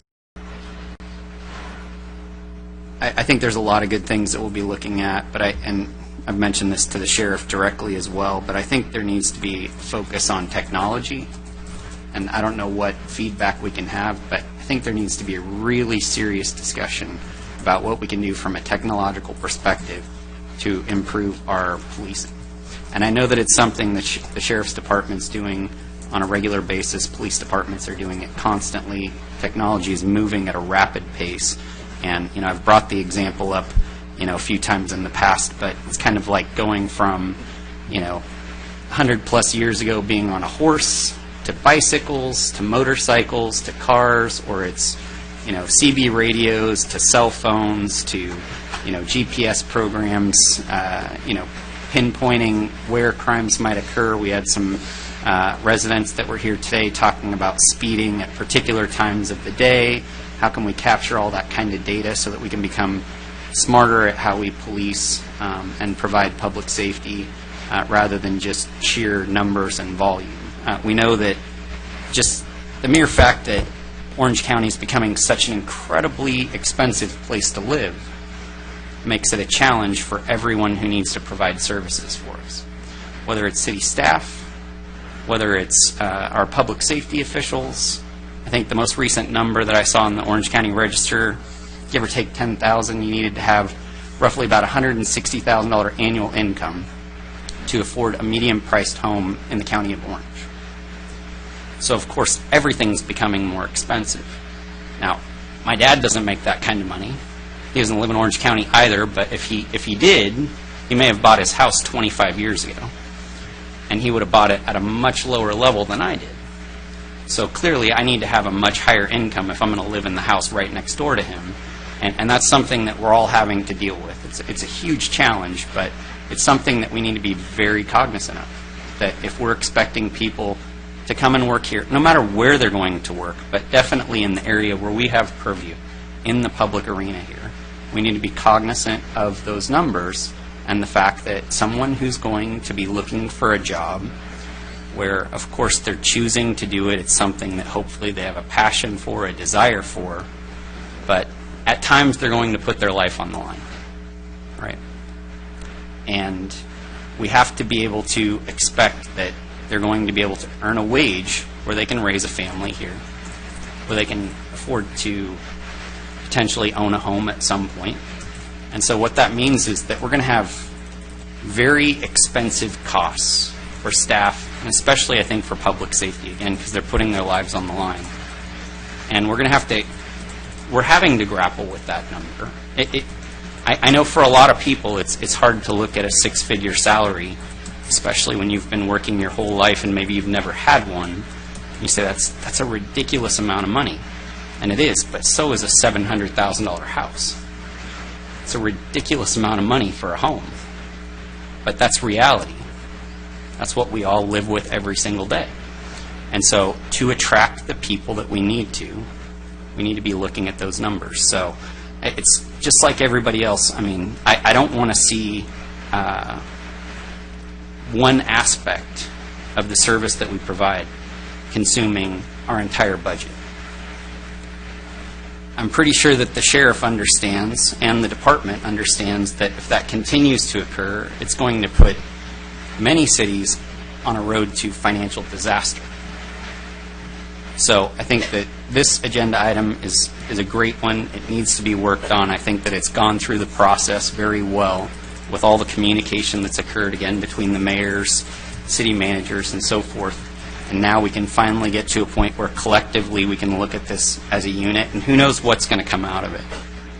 But again, that's my commentary, but my one focus here is that we make sure that tech somehow gets included in this. And again, I don't know what ability we have to do that, but if you can just convey that message, at least on my behalf, I would appreciate it. Councilman Robinson, I attended those meetings with the city manager at a previous meeting with the sheriff.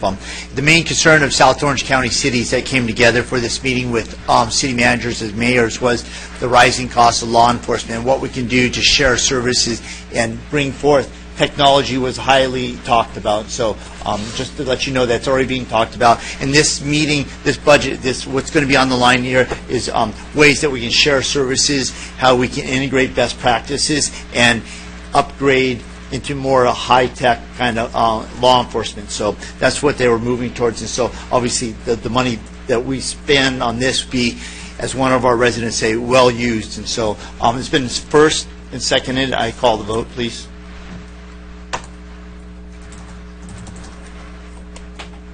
That motion passes unanimously.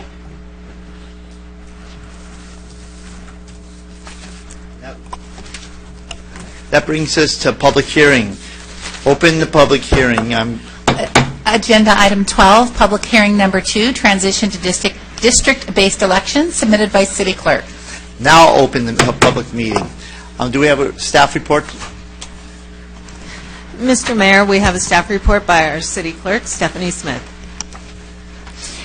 Mayor and Council, tonight we are holding the second of up to 5 public hearings regarding the transition from an at-large election system to a district-based election system. I have a brief presentation that in many ways is a summary of what's happened to date and what the next steps are. As we're required to hold 2 public hearings before any proposed district maps are presented for Council's review, some of this presentation may seem repetitive, particularly for those who've attended the first hearing or either of the community workshops.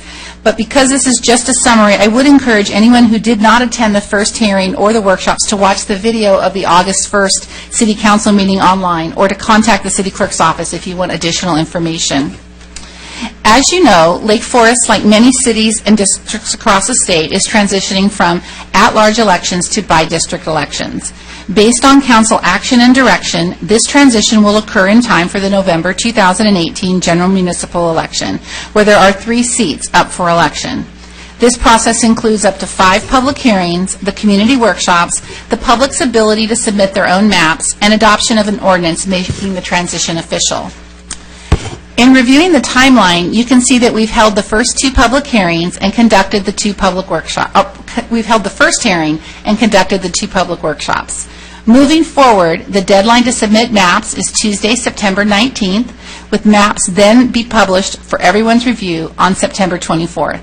Our next hearing is on October 3rd, where the council will again receive public input and consider the draft maps as well as the proposed sequencing of the elections. In other words, which elections will be held, which districts will be held in 2018 and which will be elected in 2020. This is followed by another hearing on November 7th, where after public input, the council is expected to make a determination about which map you wish to implement and which districts will officially be on the ballot in 2018. On December 5th, we'll hold another hearing to introduce the ordinance, which can then be adopted on the consent calendar on December 19th.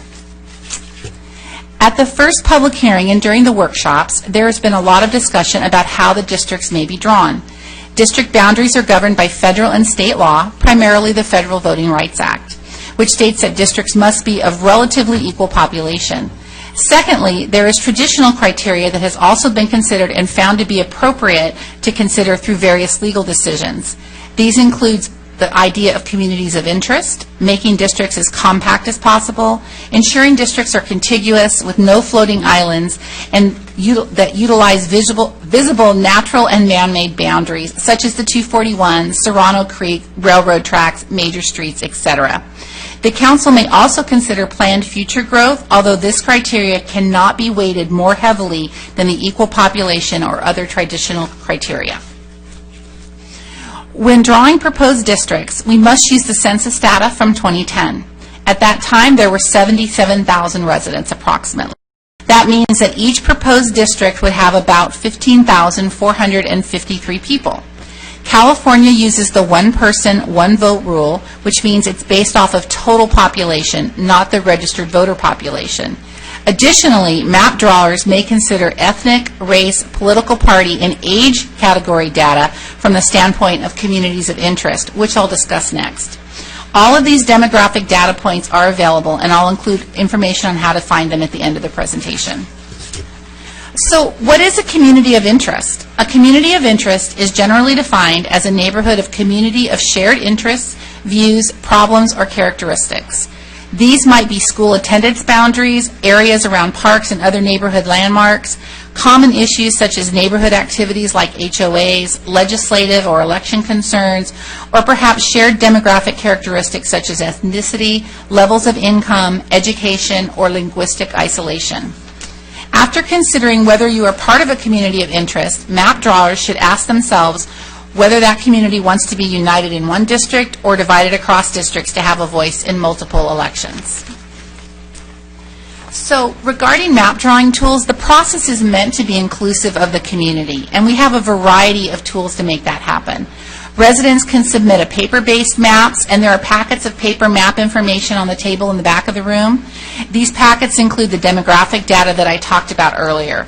They can also use one of several online tools found at our dedicated district election website, drawlf.org. There, people can find a graphics tool to actually draw a map using population numbers. There's a link to download the paper packet or to email the paper packet to a friend. And there's also an Excel spreadsheet tool that's basically numbers-based. The website also includes the demographic data, again, that I referenced earlier. The public may also submit any other map. Perhaps they have a hand-drawn map they really like. Perhaps they were sitting around playing bunco one night and they drew one on the napkin or the placemat. That's certainly acceptable. We'll take that as well. We want to make sure that everyone has an opportunity to submit their proposed maps. If they have a map that highlights just a particular community of interest or neighborhood that they're concerned with, that's okay too. You don't have to draw the entire city. For those interested in submitting a map, there are key points to consider. First of all, what are the boundaries of your neighborhood or community of interest? Do you want your neighborhood in one district or across multiple districts? What neighborhoods do you think make the most sense to keep together? And then what other communities of interest might be important to keep together? Now, if you're taking note of if you're taking nothing else away from this presentation tonight, I have to point out these next important dates. The most important one being September 19th, which is the deadline for submitting draft maps. You can submit online up until 11:59 p.m. that day.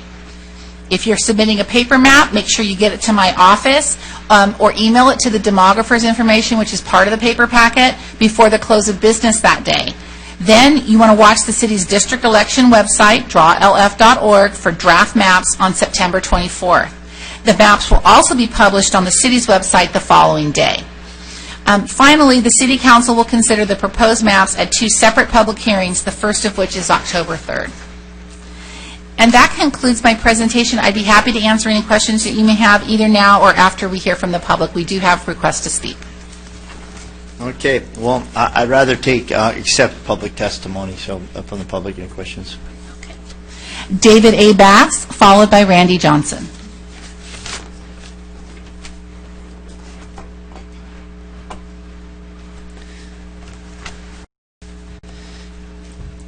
Good evening once again. Yeah. Since the last meeting, I did a little bit more research on this, just a little bit. And one of the things I found out, because, you know, my position is that the population of the city is going to change dramatically in the 2020 census versus 2010. Everybody knows it. It's in the city's 5-year strategic plan that it's projected to be 91,000. That's up about 18% from the 77,000. Yeah, from the 2010 census. And so I think that the district really, going to districts really ought to go after that data is available. So for the 2022 election. And what I found out was that, in doing some research, is that the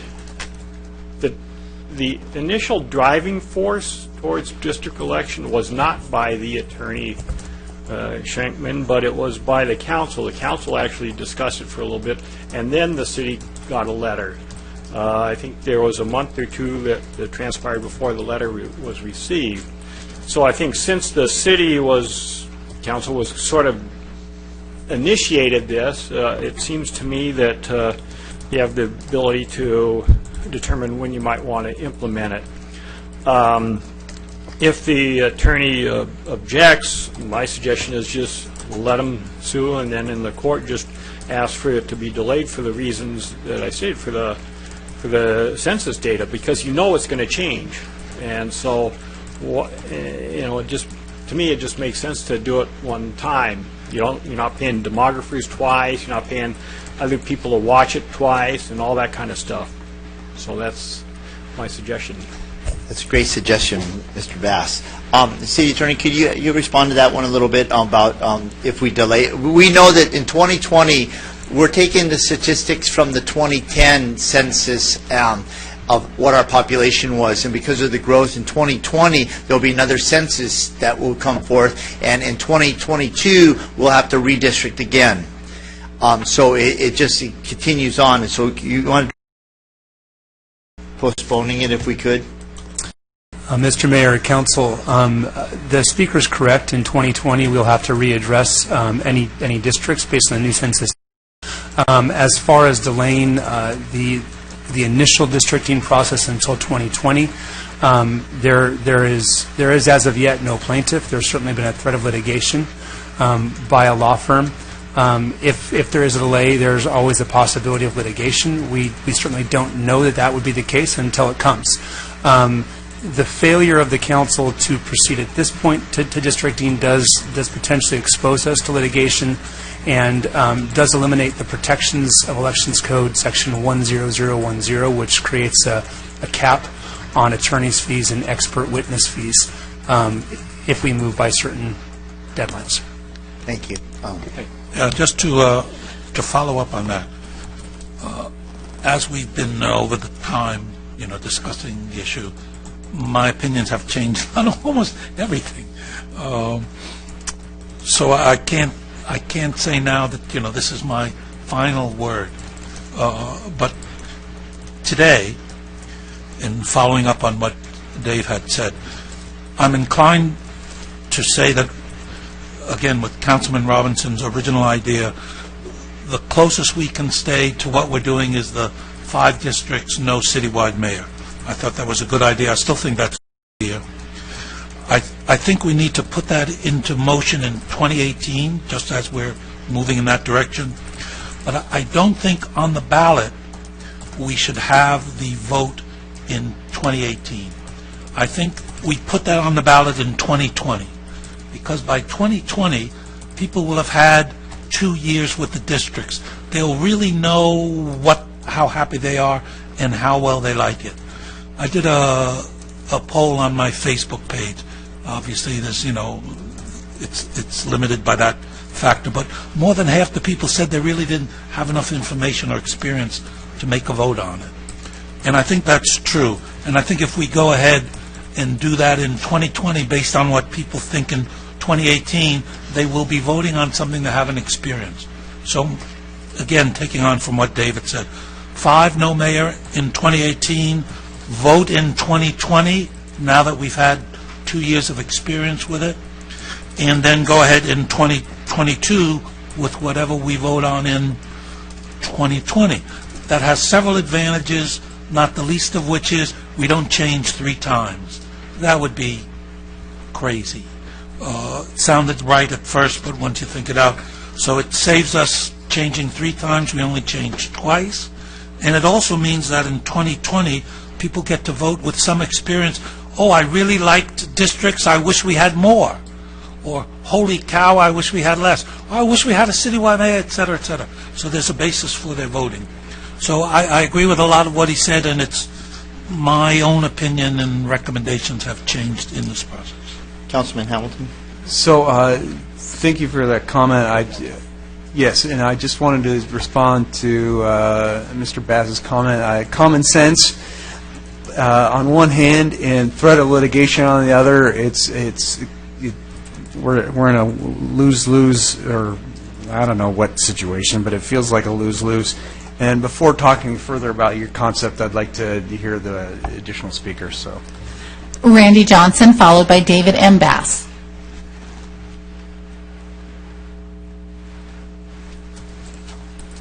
Well, good evening, Council. Randy Johnson, disenfranchised voter in the city of Lake Forest. Going back to item 10, if Bob Dunick, I withdraw the voice of support. Okay, I don't want to be any part of it. You might as well just appoint Sandra Hutchins or the guy who heads AOCDS. Let them do it, okay? We're just throwing our money down the rabbit hole. I don't want any part of that. Okay, we're on item number 12 now. Okay, item number 12. I pulled a copy of this Shankman attorney letter, and I read it, and it doesn't make any sense to me at all. And I'll tell you why, all right? Moreover, this quoting him, moreover, voting within Lake Forest is racially polarized, resulting in minority vote dilution, and therefore Lake Forest at-large elections violate the California Voter Writing Act. Okay, all right. Kathy McCullough, a black female. You look at Lake Forest, what's the percentage of blacks in our city? Less than 2%. She was elected to 4 terms, folks. 4 terms, she served for 20 years. Is that a racially polarized city as far as you're concerned? Does that make any sense to you at all? What about Adam Nick? Adam Nick is an ethnic minority. He's a Persian American, okay? And back in 2012, he received the most votes, over 10,000. He got 21% or 21.9% of the vote, okay? So did people discriminate against him because he's Persian American? Of course not. He won the election, for God's sakes. This doesn't even make any sense. And you roll over because you get this letter from Shankman? Oh, we're scared. He's going to sue us. Oh, my God. The sky is falling. Unbelievable. This makes me believe that this is politically motivated. It has nothing at all to do with reality. It has nothing to do with racial polarization, because there's no racial polarization here. This Francisco Barajas, he's mentioned in this letter many times. He's the first Hispanic to ever run for office, as far as I know, in Lake Forest. He came in 4th place, behind 2 incumbents and the only female who is running for office. He came in 4th place with 15% of the vote, or nearly 8,000 votes. Okay? He wasn't discriminated against, for God's sakes. I mean, what is this? This is a scam show. And I want to know the real reason, Gardner, Basil, and Robinson, why you voted for this. I want to know the real reason, not the baloney reason you gave us. This is politically motivated. It has nothing to do with racial polarization. Why did you stick your tail between your legs and run away? That's my question. And you talk about respect? You disrespected 44,000 voters, Miss Basil, by stealing 4 of their 5 votes. That's disrespect, my dear. Just to answer Mr. Johnson's question, I'm in favor of district elections. Along with Councilman Nick, 3 years ago, I believe, he and I proposed it here, and it was shot down. I think district elections is a good thing. I would be in favor of it. I was in favor of it before there was a threat of litigation. So, as far as stealing Mr. Johnson's vote, you need to talk to the Board of Supervisors, because they're stealing your vote. You need to talk to the Assembly, because the Assembly is stealing your vote. You need to talk to the California Senate, because they're stealing your vote. You need to talk to the U.S. Senate, because we don't vote for all 100. They're stealing your vote. So if I have to, there are many more people to talk to but before me. You asked what is the underlying reason? I was in favor of districts a long time ago. And I'd like to respond as well. I like the idea of district elections. I didn't like the idea of it not going before the voters. And that's always how I felt about it, because I am a representative of the residents of the city. I'm not happy that I have to make a decision without them being able to vote on it. But if the thing is there's no political motivation for me. I'm doing this job because I love the city, I love the residents. There's no politics in this. And I have no threat of losing my seat technically, because nobody lives near me if I have my district up in Portola Hills, Foothill Ranch. I'm not vying for a seat against someone else, so there's no political motivation for me at all. The thing that's motivating me, however, is $7 million. And I don't think that that's a good use of our city's money to spend $7 million litigating something when there are a lot of residents in the city that have been disenfranchised over these last 25 years.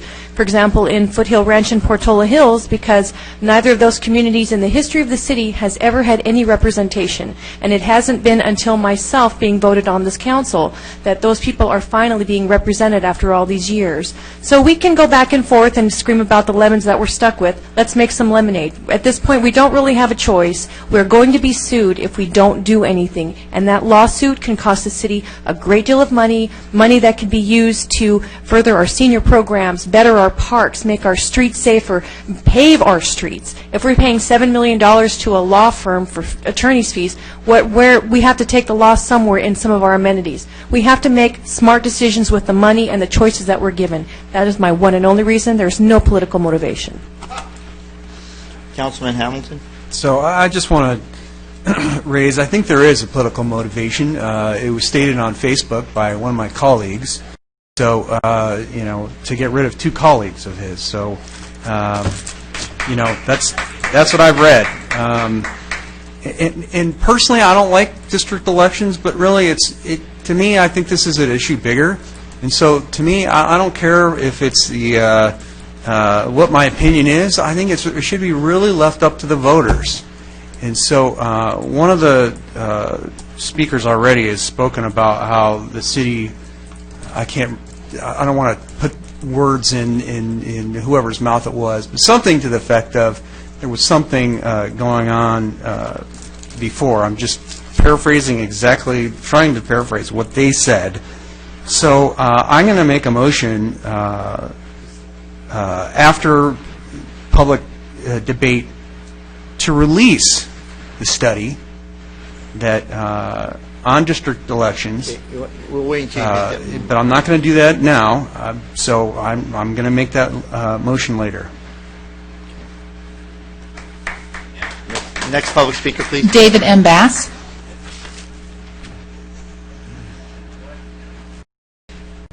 There's a lot of Basses in the audience tonight. Yes, there are. Hey, I swear, I started this to talk about basketball. Okay. But I found out that it seemed like we've been getting hoodwinked. So you're here I on don't blame item that on number you. 12, right? Yes, item number 12. That's the card I filled out. That's what my notes say. Now you got me all twisted. Well, first, I guess I'll get right to the point. Has the city contracted Attorney Shankman to see his position on delaying the implementation until after the census? Direct that to me, and then we'll address that afterwards. So talk to me. Has the city We heard, yeah, I got or it. the city's attorney contacted Attorney Shankman to see his position? Counsel, are you at liberty to say anything about that conversation? I can answer questions as directed by the mayor and the council. You came forth, and we actually have heard. Yeah, we have not spoken with Attorney Shankman about a delaying lawsuit until a future election date. I've spoken with him, but not about. I'd like to reserve 3 minutes of my time for rebuttal. No, you keep coming. Okay. So you say you haven't replied? Not on that issue. Not on the issue, but there is reference that you did make them promises by 5/2 and communications and 5/2/2017 meeting, that there was a meeting with Shankman and that you had a letter and an answer and a whatever. I did a Freedom of Information Act and the one for the city to handle them all. All I was given was the Shankman letter, which is a total bunch of garbage. Okay, so I read it. It alleged that we're all a bunch of racists, that you all won because you're white racists, and that's what it says in the last 3 paragraphs. That's what it says. Like, I don't understand why you're not mad or why you think that's funny. I'd be mad. If I thought that I won because I was white and I took advantage of that, I'd be mad. But if it's funny to you, then I guess, okay, just making sure. The other funny thing was that I noticed there were some specific political contributions, large ones, made to Barajas. Some were made after the end of the election. That particular contribution was made the date the city received the notice from Shankman. Thank you for your comments. Okay, bringing it back to council. Just for the sake of the people in the audience who may believe Mr. Bass, the last 3 paragraphs of the letter say nothing about us being racists. I could read it, but, you know. Read it for public record.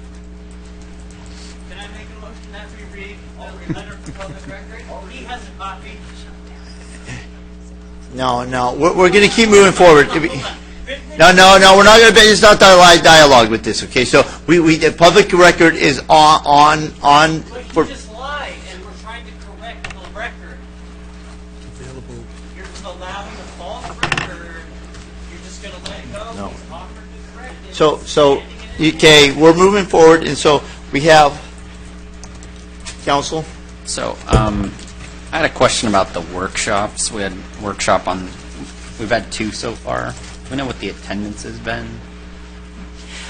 It was about 30 people total. We had about we had quite a few at the first, over 25, and we had just a couple at the second one.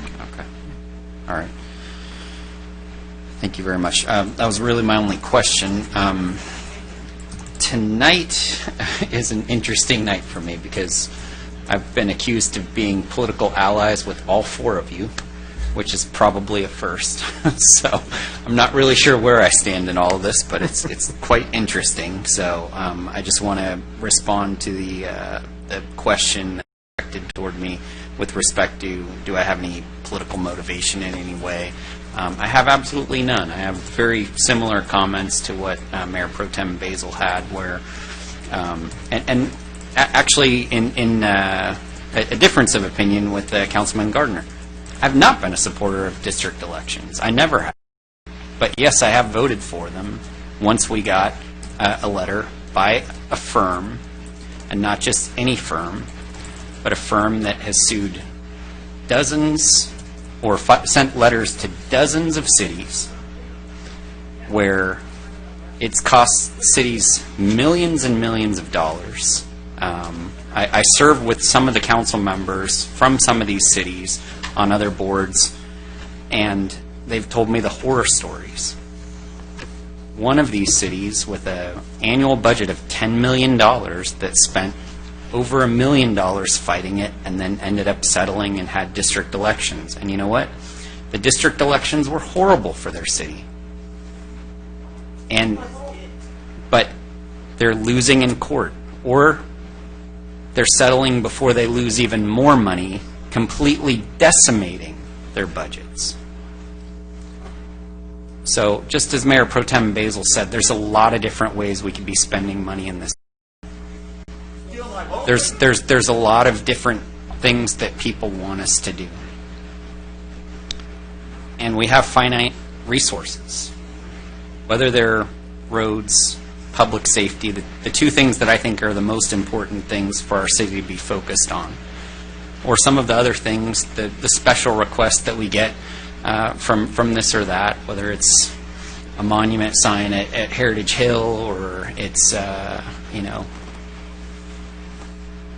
some other funds that are being spent for various things here in town. It could be El Toro High School grad night, or things like that.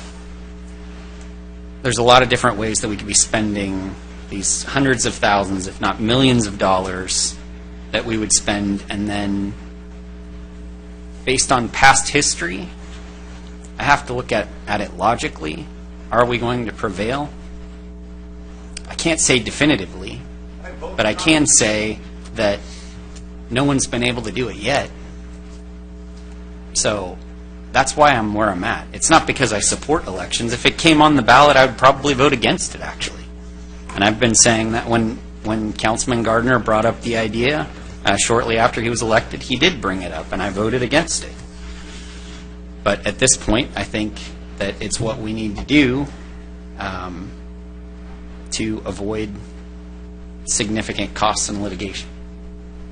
And as I mentioned a few meetings back, I think we should only do what we're being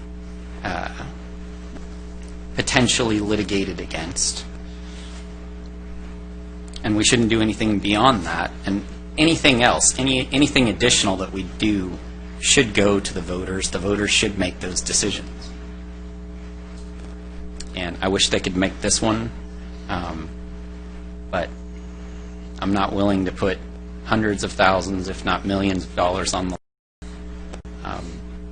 My interaction with residents has been that they don't want me to do that. Maybe some of my colleagues have a different opinion. I can appreciate that, but that hasn't been my experience. So I'm here representing the residents that talk to me about issues like this, and that's what they want me to do, so that's what I'm going to do.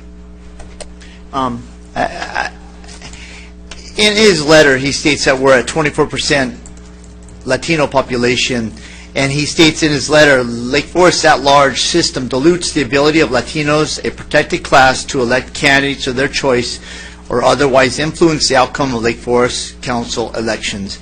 I'm a protected class. I'm in a wheelchair, and I don't support district election. I think it does disenfranchise the votes. Right now I get to vote for 5 different council members, and you're taking away 4 votes from me.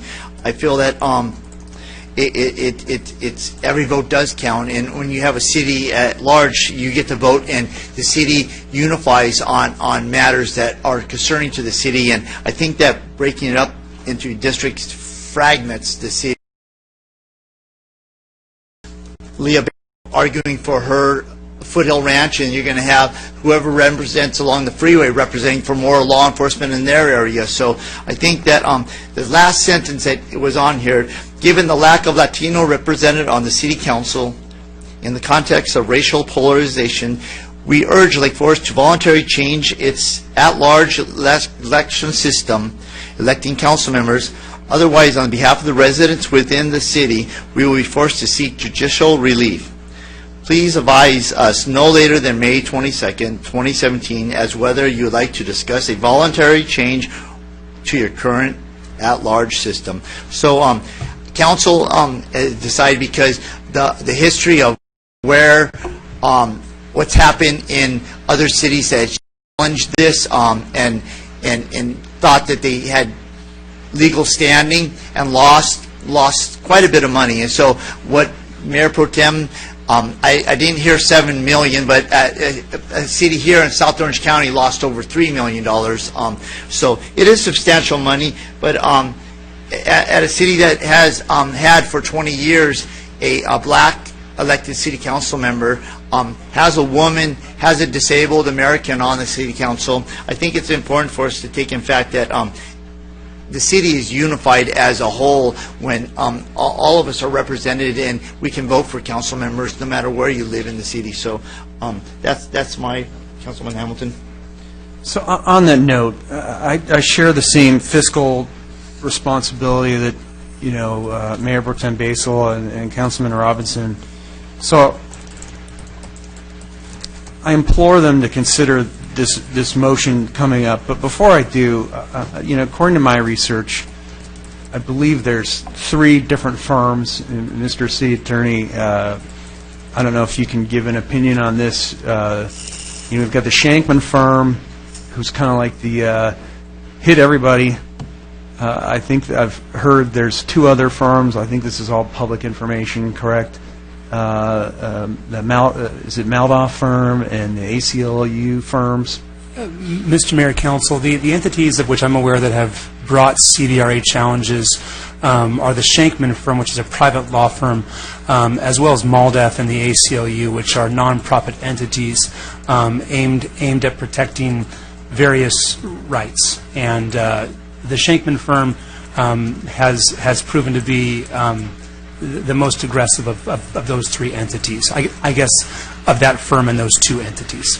So do you have an opinion if we were to, again, my motion is going to be to settle with the Shankman firm because we're going to pay him $30,000 anyway. Do you feel that the Maldoff firms and the Maldoff and the ACLU would potentially come after the city? Yeah. Can you give an opinion on that? I'd have to get into the minds of Maldoff and the ACLU and know whether they're watching Lake Forest, whether they're aware of Lake Forest.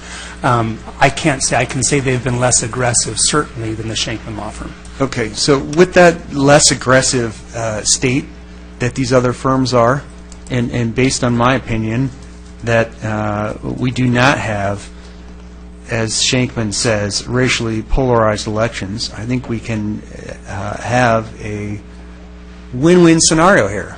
I think we can pay.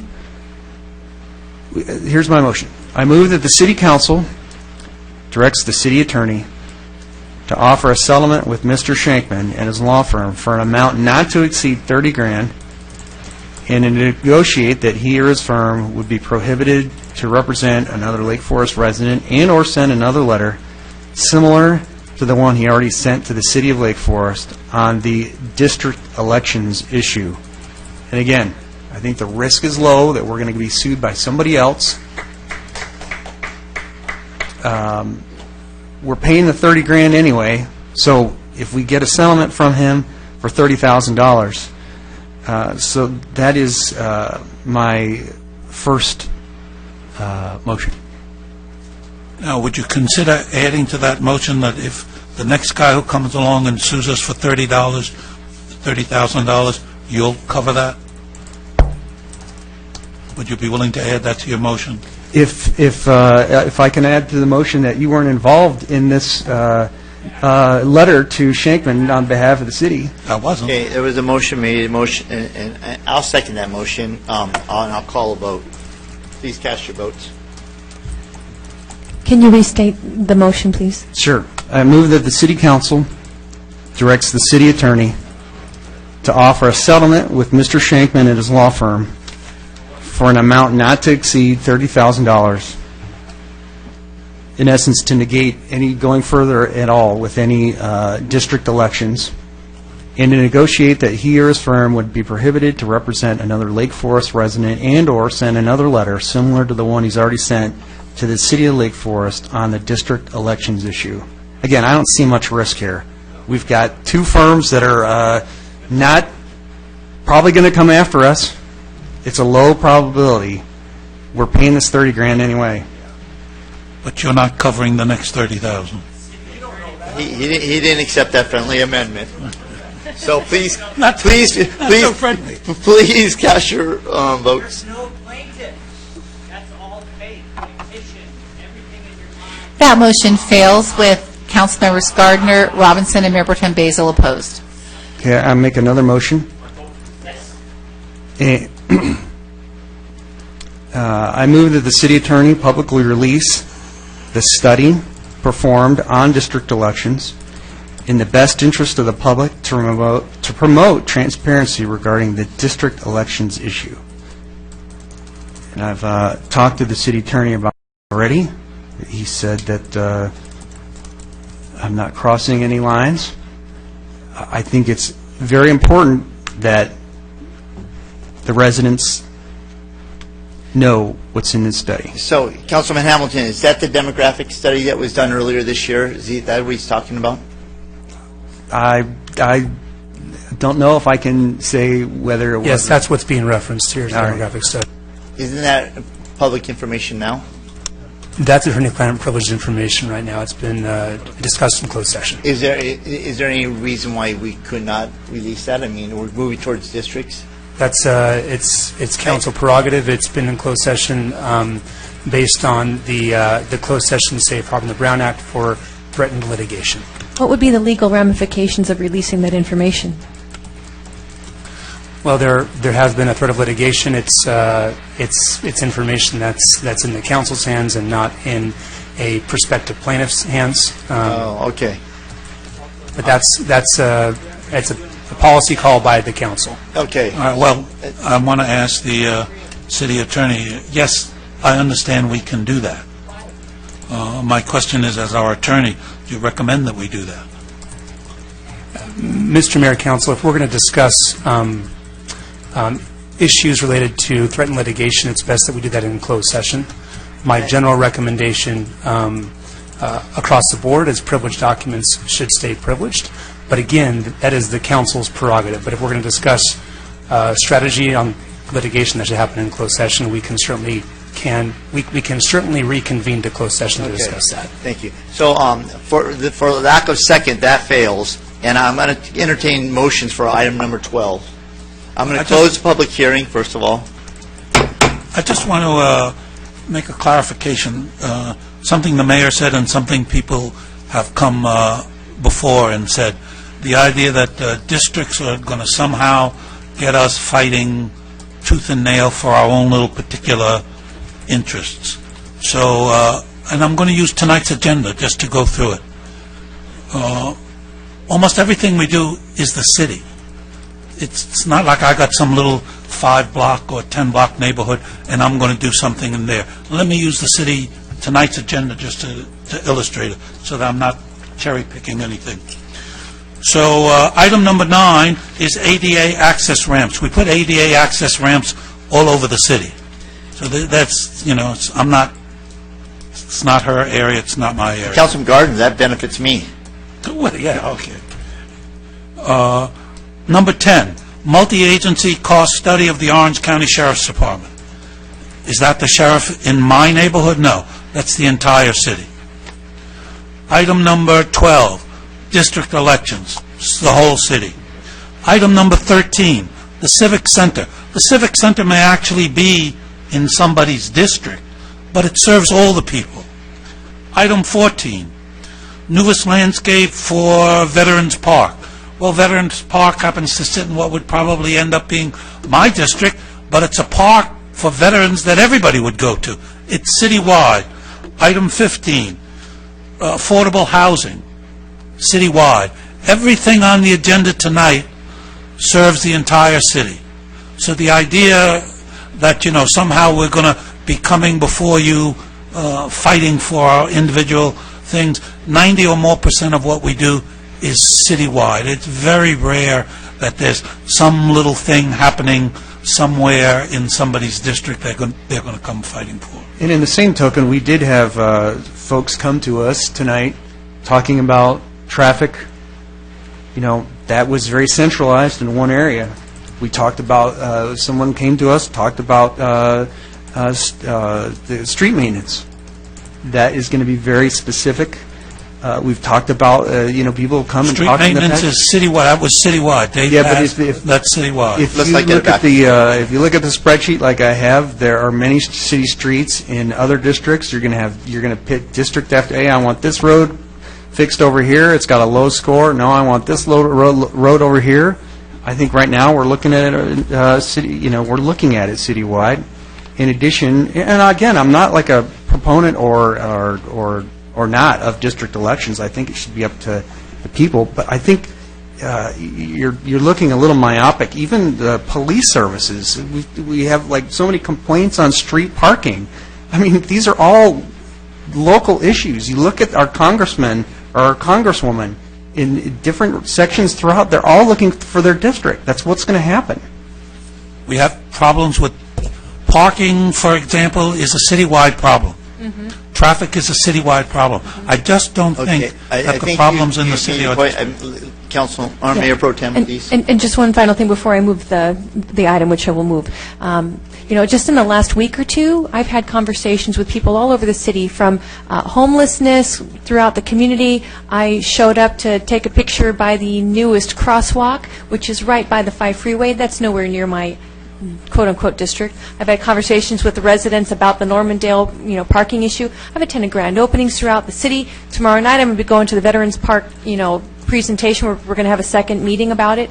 These are all things that affect all of us. Just because we're districting doesn't mean my eyes are going to be closed for anybody else who has a need in the city. I'm a representative for you. So it doesn't matter whether you live in Portola Hills, Foothill Ranch, over by the 5, by Village Pond Park. It doesn't matter to me because you're all residents. So the idea that we're not going to be responsive and not answer the phone just because you're not in our district, to me that seems a little bit short-sighted. Anyway, but I'll take a motion to move this item. Second. Mayor and Council, actually, the action tonight was to conduct the public hearing. There's no additional action necessary for the council. Just wanted to remind the public that the deadline to submit maps is September 19th, and that the next hearing for them to discuss would be on October 3rd. So that was the appropriate action. Thank you for the update, and we've closed public session. We're closing the public session. Brings us to discussion action items.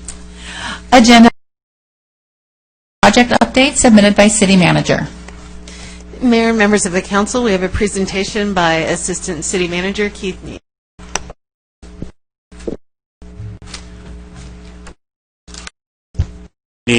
Mayor and members of the City Council, tonight I give you a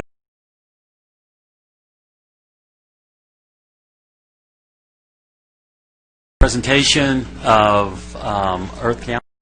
It's about a minute and a half. Then I'll give you an update on all structures now, and you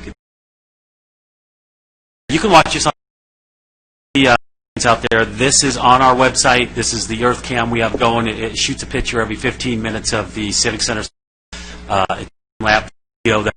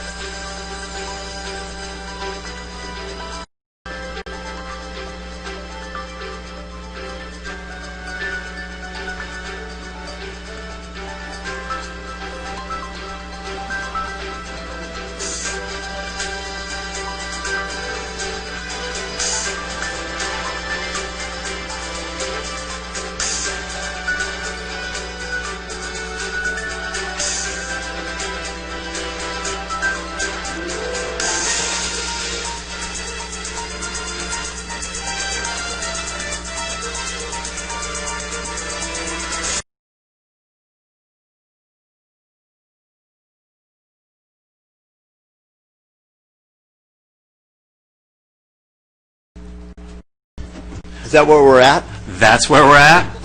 If you just drive down Indian Ocean Drive and park at the fence, you can see it all. What's that? No, that was, I think it was about, it'll be about $20,000+ for the entire video all the way through. No, I meant for the work that we saw. Oh, the work that we saw, that's the grading. That was about a $3.5 million contract. But yeah, it's totally reimbursable. We'll go through it and we'll see. So that was the video, and that's where we're at right now. We're grading the project right now. We're about, grading should finish up in October, and then we'll start street construction of Indian Ocean Drive and put the utilities in, and that will go from, I got a little sidetracked here. Street construction utilities will run October through February, and then parking garage is running about the same time frame, August through February. We'll have the parking deck structure put in. It's a one level parking deck structure, or bottom floor and one level. And then we will have the Civic Center campus. That's going to start in January. And then, watching this video, you'll start seeing sticks come up out of the ground and putting the buildings in. On the grading and the street construction, that is 100% reimbursable by IRWD. It's no longer IRWD. They just closed escrow on Friday. They sold it to Lennar Homes, so that is completely closed. In that escrow, we were paid up through invoices all the way through escrow. We received a wire transfer Friday for about $2.3 million for the grading. We'll just send invoices to Lennar Homes now instead of IRWD, and they will finish paying us for the grading and paying us for the street construction and the wet and dry utilities. Right now, the drawings are 95% construction drawings right now, and they are in plan check in development services with Interwest. Those should be finished and come back to council November, December, so we can give you final construction drawings, and then you can approve those, and we can move forward with actual construction of the Civic Center site. What else? The only other thing in the staff report, we also have an RFP out right now for owner's representative. That is due September 11th, all the requests for the RFP, so we'll bring back that to council in a staff report. And that's probably going to come, October? First or second meeting in October. And then the only other thing we asked you to make a decision on is the amateur radio, the antenna, and a little bit of cost to it. The antenna itself is a couple $100.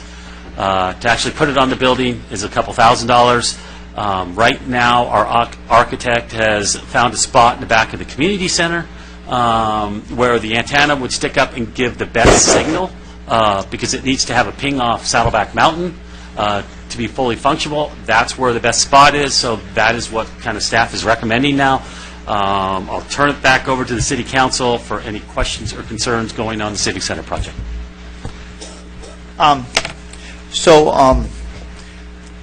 Ladies and gentlemen, there was a slight delay because of a bird nesting too close to the grading site. So, being good stewards of the environment, we didn't interrupt it while the eggs were there and the chicklings were hatched, and they flew off, and now we've finished the grading process. So the long lull in the beginning was when the project was supposed to start. So you got to be thankful that we didn't interrupt those nesting little birds. And so I'm pleased with what we have there. I've heard that instead of the clock tower, we'll be putting it on the community center. On the back of the community center. And that will be a ping for to increase our capability for our local ham radio operators to get out of the city of Lake Forest. Yes, we have worked with the local ham amateur radio operators, and they have given us their blessing that they're okay with where we are putting it.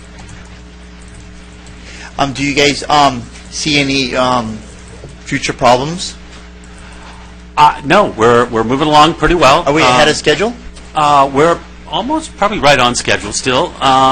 We'll see with the transfer of ownership from IRWD over to Lennar. So far, it's been a pretty smooth transition. We've transferred a lot of documents and had to switch a few things around from different owners over the last 2 weeks, but that has worked well. And the escrow closed on Friday, September 1st. And so projected opening date will be when? Projecting opening is summer 2019. Summer Still 2019. what we've always told you.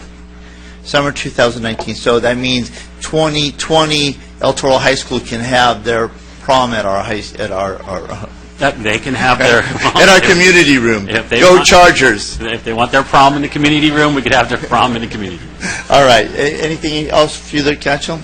I'll make a motion to approve. Yeah, it's a receive and file, is it not? It's a receive and file, except for No. Number 2. amateur. Yeah, we need the recommended action. The recommended action on the amateur radios. For you in the audience that love ham radio operators out there, that was my idea with the consent of many of the ham radio operators that we needed a ping point in Lake Forest, and so that is moved and seconded. And Second. And please cast your votes. Councilman Gardner Is coming. Don't choke on that cookie. That motion passes unanimously. Okay, that brings us to item number 14. Agenda item 14, third amendment to the agreement with Nuvis Landscape Architecture and Planning for design services for Veterans Park, submitted by Director of Community Services. Mayor and members of the council, we have a presentation from Community Services Director Scott Wasserman. Thank you, City Manager Deborah Rose. Up here. What I'd like to do is an update on basically the status of the project. And before I begin, I want to mention that with us from Nuvis Landscape Architecture and Planning, we have Perry Cardosa sitting in the audience if the City Council has any questions about the design for this project. In this presentation, I'm going to provide an update on the animal relocation, which is nearly complete, construction challenges that require the additional design work services and a contract amendment. And I'll talk about the Veterans Monument that the City Council requested, and staff is requesting budget guidance for the Veterans feature. With that, we'll start off with animal relocation. At this point, the animal relocation is nearly complete, and biologists from AquaBio Environmental Technologies continue to relocate animals as needed. AquaBio began relocating animals as soon as the fence went up around the park in March. Approximately 25 domestic waterfowl rescued from the pond were transported to the Pacific Waterfowl Rescue in Tehachapi before being adopted out. The geese were adopted by a private sanctuary in Lake Elsinore, and the ducks were adopted also by another sanctuary located in Lake Elsinore called Life After Labs. So all the waterfowl have been adopted out. I'm sorry, Mr. Director. Mr. Mayor, I think we've all had an opportunity to read the staff report. This is valuable information, but a lot of it is in there. I don't know if anyone from the public wants to hear this, but I would be willing to entertain.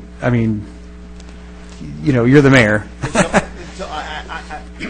Let's go forth with the animal relocation and give us the status of the turtles. I think the public would hear that. And after that, Councilman Hamilton can make his motion. Because there's correct me if I'm wrong, there's no design adaptations in this. It's just a budget, right? Yes, we're asking you to approve a contract amendment with Nuvis. All right. So we would all like to hear. I know the audience would. Sherry Anderson's still here. She wants to hear about the turtles too. Please. Thank you. I just finished explaining. This is actually a photo of the animal rescue sanctuary up in Tehachapi. To date, 30 red ear slider turtles and 1 map turtle have been rescued and relocated to the Orange County Turtle and Tortoise Club. AquaBio has left food and water for remaining birds and turtles until they can be relocated. As the water in the pond receded, biologists used waders to wade through the sediment to retrieve fish, birds, and turtles. In one area of the pond, the sediment was approximately 6 feet deep, which made it difficult to move through. As the biologists were using nets to capture the fish, they also had to rescue birds and turtles that became stuck in the sediment. Essentially, the sediment has the consisting of pudding.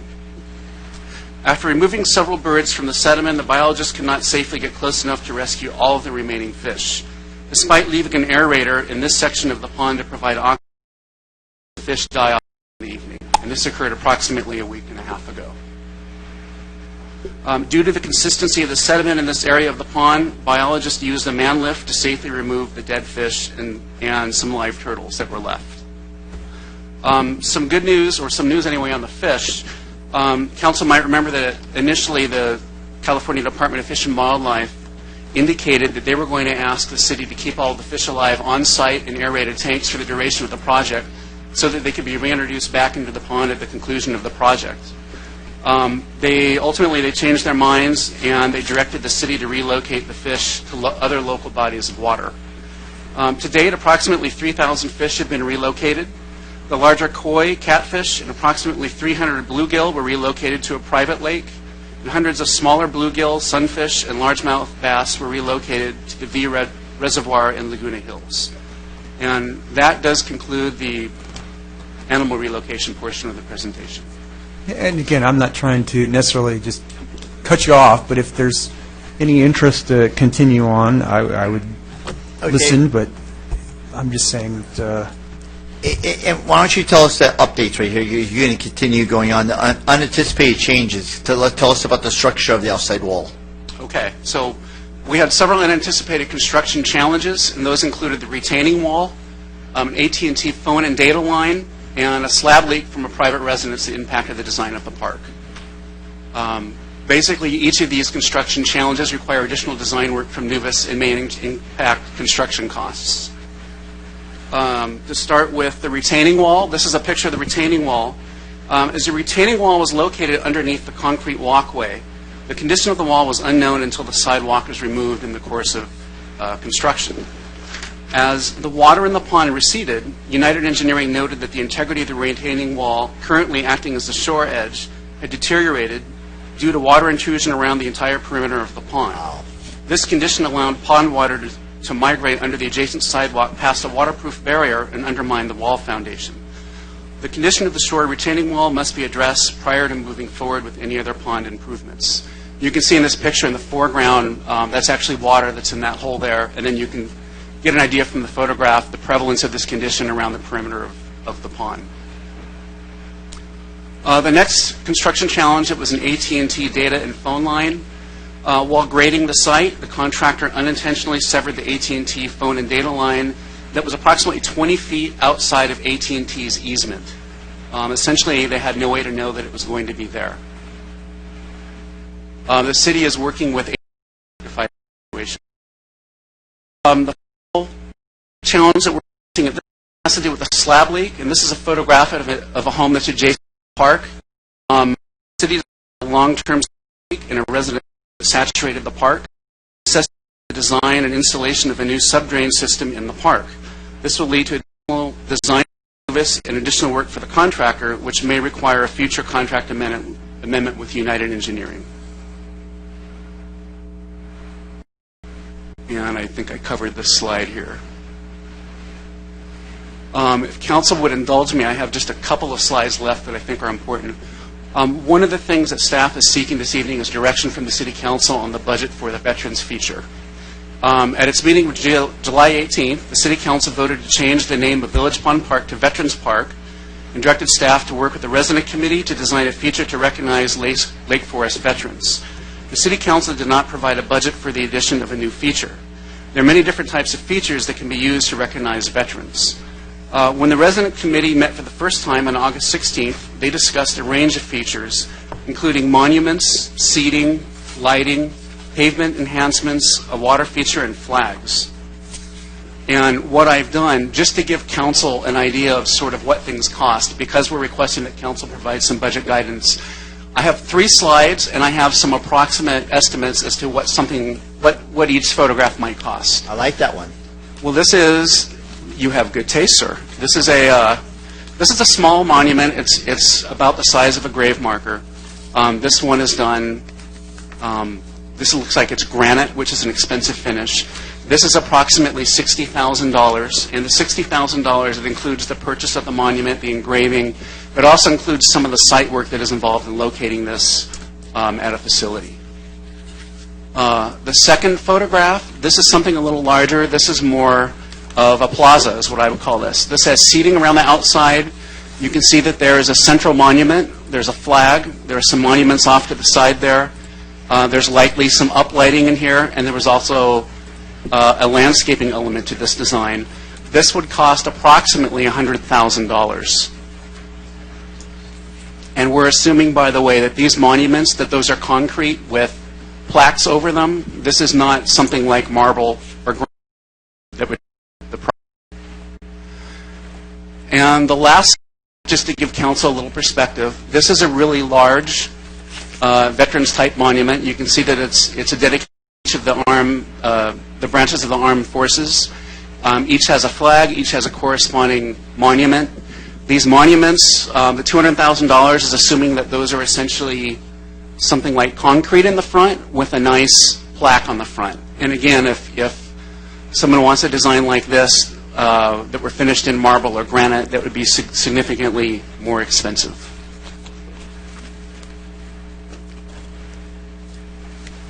And with that, I've just provided a brief summary of the project. The animal relocation is nearly complete. We talked about some of the unforeseen construction challenges that are requiring additional design and construction expenditures. We also talked about the veterans feature and that the design, fabrication, and installation of a veterans feature will require additional expenditures for design and construction. And with that, the recommended action on this item tonight, approving the Third Amendment to the agreement with Nuvis Landscape, Architecture, and Planning for Design Services, authorize the mayor to sign and the city clerk to attest the Third Amendment substantially in the form attached, and provide direction to staff regarding a budget for a new park feature honoring veterans. And with that, I'll turn it over to the city council for any questions you might have. Councilman Robinson. So I noticed on page 205 of the staff report, you talked about the AT&T line issue, which you addressed in your presentation there. The last line in that paragraph says, grading cannot resume until this issue is resolved. Has it been resolved at this point, or what's the timetable for getting that resolved? Members of the council, it has not been resolved yet. AT&T has been out there at the site when they hit the first line. They didn't even know it was out there. As far as we can tell, I believe they think it was placed somewhere in the 60s through this park. The easement actually goes through a backyard. They avoided the backyard, and it goes through the middle of the park. So it should be resolved by next week. AT&T was out there yesterday.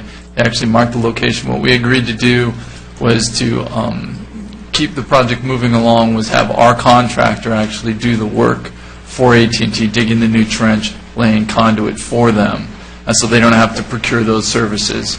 And then AT&T would reimburse us for those additional expenses. So we're in the middle of that, so that should be set, like I said, that was set yesterday in the field. And so moving forward with that, once we get that relocated and entrenched, we can resume grading in that area. Great, thank you very much. Very solid explanation there. Speaking of reimbursements, so is there anything, I'm speaking to the city attorney now, I'm directing my attention toward him. Is there anything that we can, I realize this is a 50-year-old problem, but this is also a company that has some responsibility for where they're laying stuff. So, I mean, is there any remedy that you might see from a legal perspective to try to get reimbursed for lost time or anything like that? Anything that we might be able to take action on? Mr. Mayor, Council, we can certainly reach out to AT&T. We can look into that.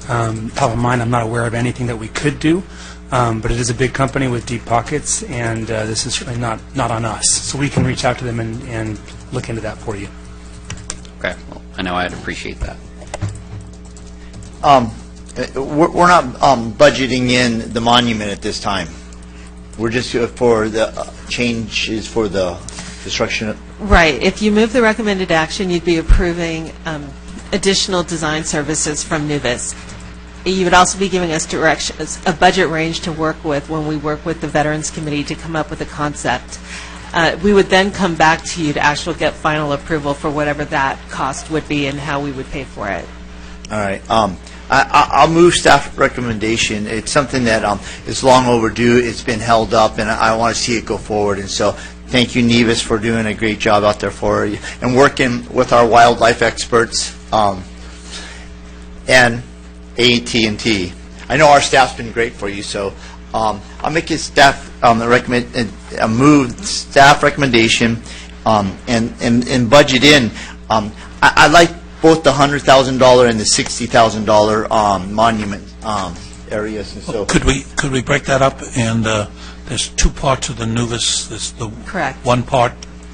Okay, we'll vote on the contract expansion, unforeseen. So my motion. Well, I'm sorry, a point of clarification. I believe what Councilmember Gardner is saying is the Nuvis contract amendment is in two parts. The first part is for construction, all of the construction challenge stuff, there's some design there. Yeah. The second part is some funds so that Nuvis can work with the Veterans Committee to put together a concept for the feature. That's why I wanted to vote on those separately. So you would like to vote on you'd like to split up the vote on the contract? So right now we're voting on just the construction. The construction design work. Yeah, design I'll second work. that. Okay. I'll second. I moved it and you seconded it. Okay. All in favor, please cast your votes. Okay. That motion passes unanimously. And now, if you want to move. Yeah, no, I don't want to move it.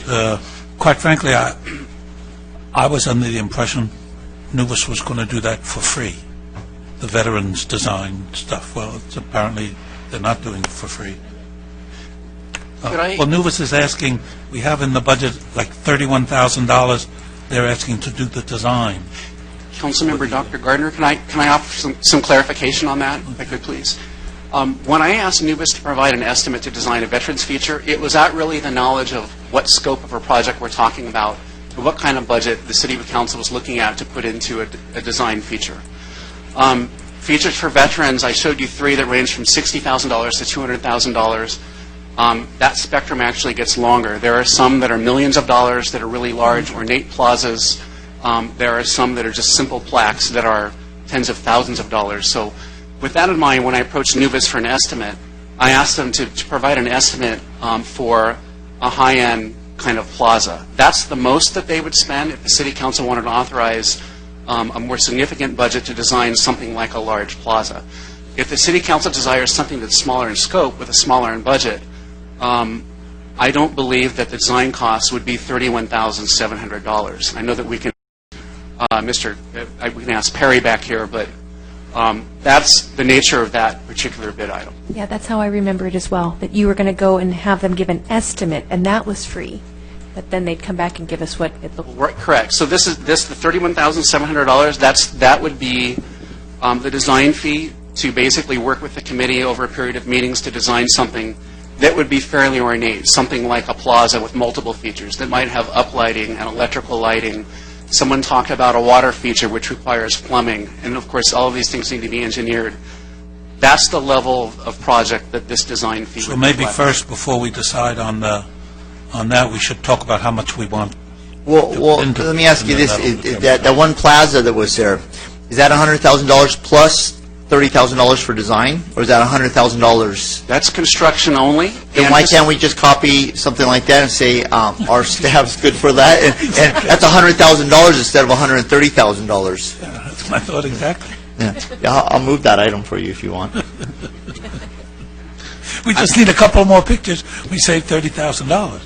Well, a couple of things. One is that I think that we're working on a park now. We're renovating a park that was designed a year ago, and now we're going back to redesign it to integrate a veterans feature. I think that it's important for the continuity and the fluidity of the design to have the same park designer design the veterans feature to make sure that it looks, in the end of the day, that it looks like it was supposed to. It looks like one that you found on the website. Right, as a so that it doesn't memorial. look like something we copied off the website. These were just examples.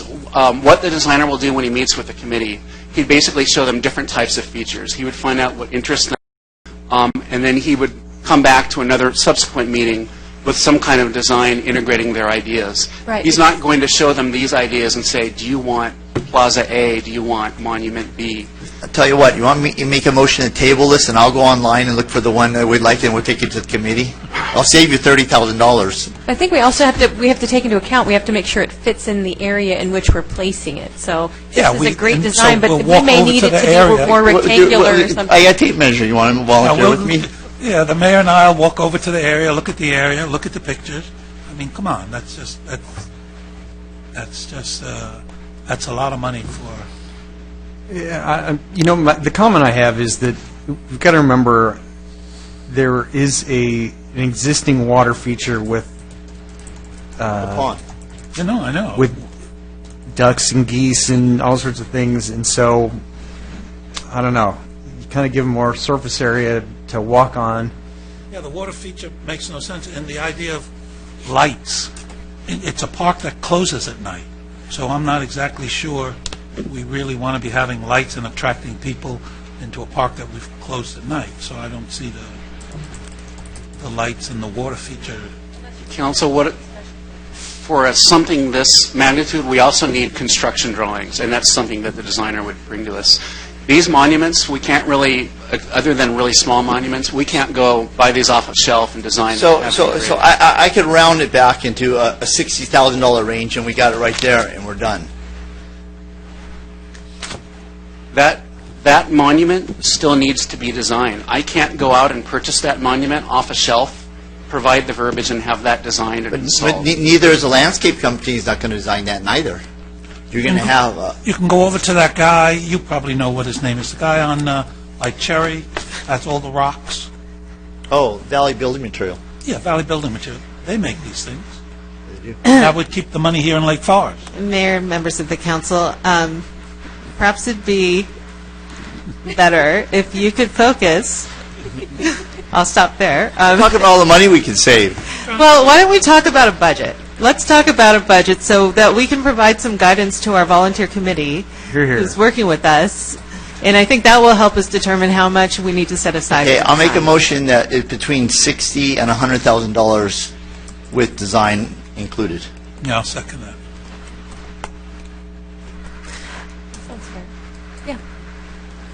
Okay, motion made, seconded, please. I call the Okay, vote. just one moment. No, it's a motion made and seconded. I'd like to get some clarification from the city attorney. Just one moment. I mean, if they came back and said it was 105 for what we want, yeah.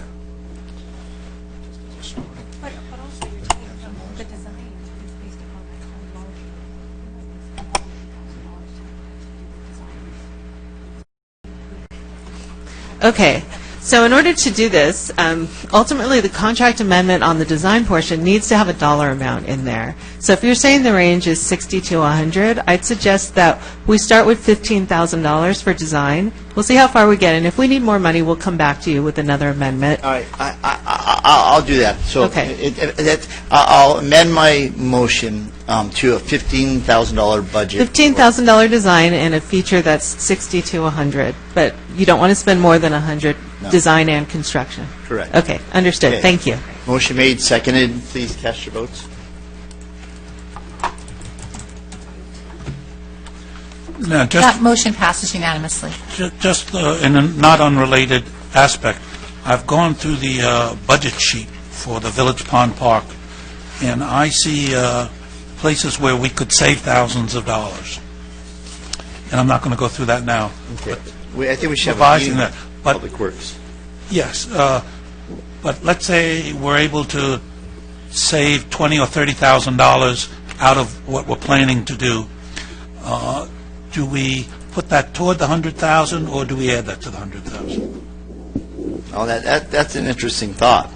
Okay, we'll discuss that at a future meeting. We voted and Okay. bring that back to us. All right, for the meeting. Okay. Agenda item 15, and Housing Authority, agenda item number 2, recommended development partner for affordable housing opportunities submitted by City Manager, Executive Director. Okay, we have a presentation by our Assistant to the City Manager, Carlo Tomaino. Thank you. Good evening, Mayor and members of the City Council. As you know, the Housing Authority has funding specifically set aside for affordable housing purposes.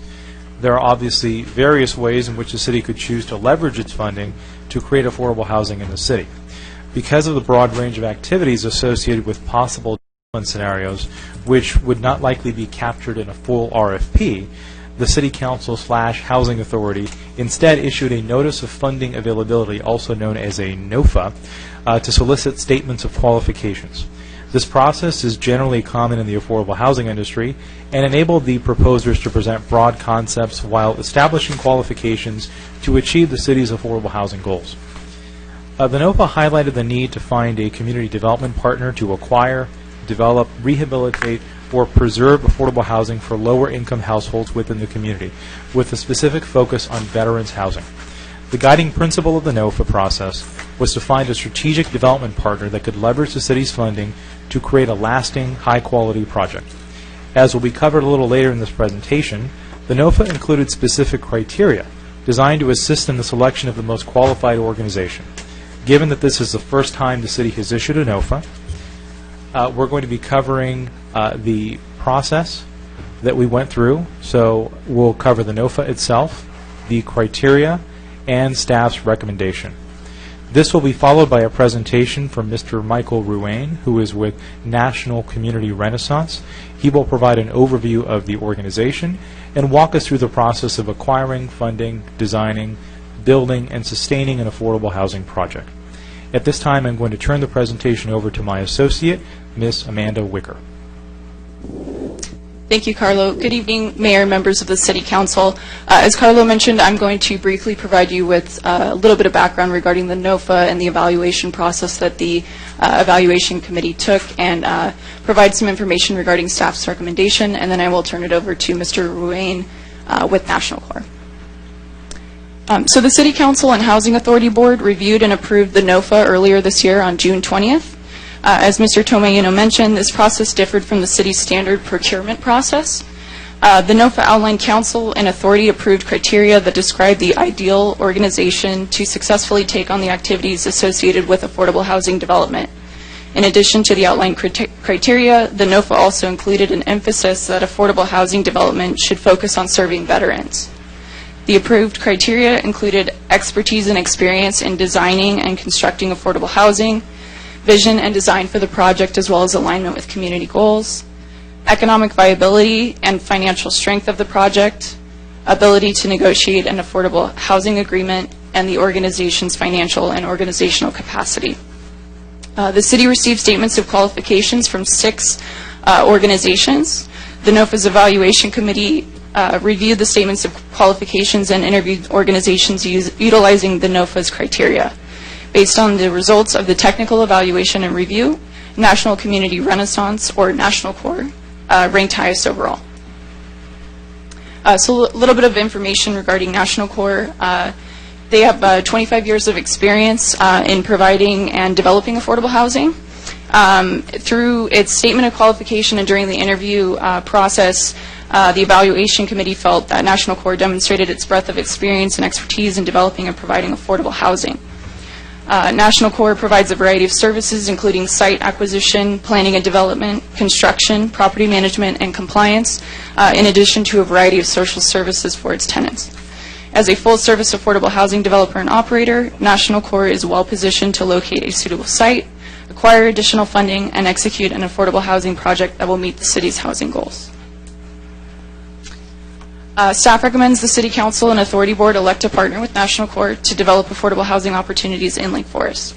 Based on the Council and Authority's direction this evening, the next step in the process would be to enter into an exclusive negotiation agreement, or ENA for short, with National Corps.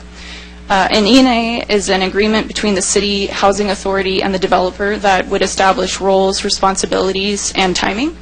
Importantly, it allows the developer to secure funding from other sources to leverage the city's investment in the project.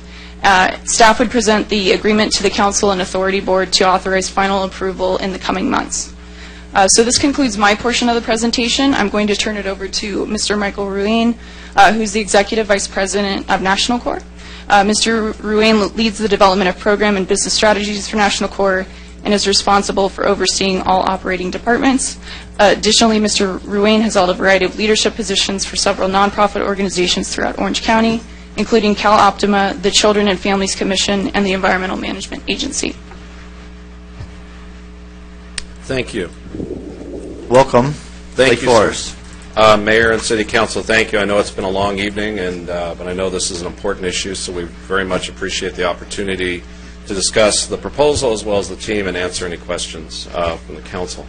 National Core, as staff has introduced, is a fairly comprehensive organization. There are many people who can develop affordable housing. I think what's unique about the team we have and at National Core, we actually have a general contractor arm. So the discussion you just had, those are field conditions we encounter all the time with developing projects, and we actually do asset manage and property management on projects. That was very important, particularly for one of the projects we'll showcase in Yorba Linda that elected officials toured recently. They were very much appreciative of the fact that people who were there presenting the council and the Planning Commission the project were also managing the project. So there's some accountability. In the shorthand, we are not flippers. We don't take property and develop it, then position it off. Next, we're very fortunate. You have a wonderful team that is here today, also on the org chart. You have an National Community Renaissance. You also have Innovative Housing Opportunity. That's one of Orange County's bellwether affordable housing organizations that is partnering on this project, depending on what project ultimately the council decides to move forward with. In addition, you're very familiar, I think, with Families Forward, who is a service provider as well as transitional housing and operates within the city of Lake Forest and has a very storied career of operating programs that really get people back on their feet, transitional housing, economic mobility. In addition, we're very fortunate to have Mercy Housing, who is Orange County based, but actually throughout Southern California and Arizona is well regarded for help with programs that are helping veterans, dealing with homeless, and dealing with, again, people who are recovering from perhaps economic or other challenges, and providing stable housing. So given at this stage of the process, it wasn't clear exactly the site or the specific type of program, that's why you have such a comprehensive team. As the project becomes more refined, as we've stated, we can do anything that's been laid out on the menu, but we're not going to predispose that process. So next, we wanted to showcase two models, one down the street when it's not crowded, down the I-5, San Clemente. And this is a project that has also been the subject of a lot of local scrutiny and tours. This project, we like to say, is one of the few projects that actually looks like its picture. It is an infill project in downtown San Clemente. And you can imagine that is always controversial. There's always parking issues, design issues. It's a project that was done very much with high-quality design. That's something the City of Lake Forest and the staff were very clear that the city is going to expect very high standards, and so we wanted to make sure we had a local project that this is recently completed. We next, for that project, we also, the next slide showcases how we leveraged scarce public resources to providing that housing. Next project we wanted to give you as an example is Oakcrest Heights Oakcrest Terrace in Yorba Linda. Oakcrest Heights is the next phase. This is a larger project. What's unique about this is also a city that has very high development standards. It's a very expensive city to build in. This is a former auto dealership site. And what we're seeing throughout Southern California and Orange County is retail sites and other sites that over time are no longer viable for that purpose. This has been a wonderful example where it's next to a retail center, and the retail center has welcomed these residents into the community. This is something, in both cases, the cities are very proud of and are happy to attest to it and provide, as part of any tour we do. And the next, it shows you the financing of how, in this case, we did utilize tax credits, which for in today's times, tax credit financing is the primary equity source for affordable housing. The reason it's very popular in America and in Orange County, it provides a mechanism for private equity to accomplish public purpose. And as you might expect, in a time where HUD budgets are going to be declining, this is a tool that's going to be more and more prevalent both in America and in Orange County for financing. And this shows you the various funding sources that come into play. Again, what's common about both these projects is that you wouldn't know that they're designed to have that same quality as what you would expect in a market rate project. But the most important is that the services and the property maintenance is very rigid as necessary, as well as dealing with whether it's economic mobility needs, service needs of those residents. Whatever the needs of those residents are is what the programs are designed to do. So on the next, we wanted to talk about site selection. At this point, so there's often two types of processes. One where a city may have a site in mind already, or there's a surplus property, and people are basically giving proposals for that. That's not the process that was done in the NOFA in this case. In this case, I think what was expected and asked of us, and we're very comfortable, is to have a site selection process that is collaborative with the community. We're very comfortable with community engagement. There is a lot of myths and misinformation that can be dealt with very proactively as long as there's a transparent process, an open process. We do this both on a site scale, neighborhood scale, and larger community scale. We are currently working with 6 church sites throughout Orange County and San Diego, where you can imagine the level of engagement of the congregants on what happens with extra land on their property is a high level of involvement. And then we also work with communities and neighborhoods. And we're not at all apprehensive of that process. As what was demonstrated tonight, this is a city where there is a high level of interest.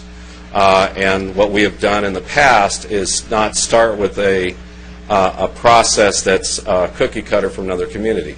In our view, and being involved in the city as far back as the incorporation, because one of my past roles was facilitating incorporations at the county, this is a community that you have a variety of choices. You have you do have some church and institutional uses that may be the candidate sites that should be looked at.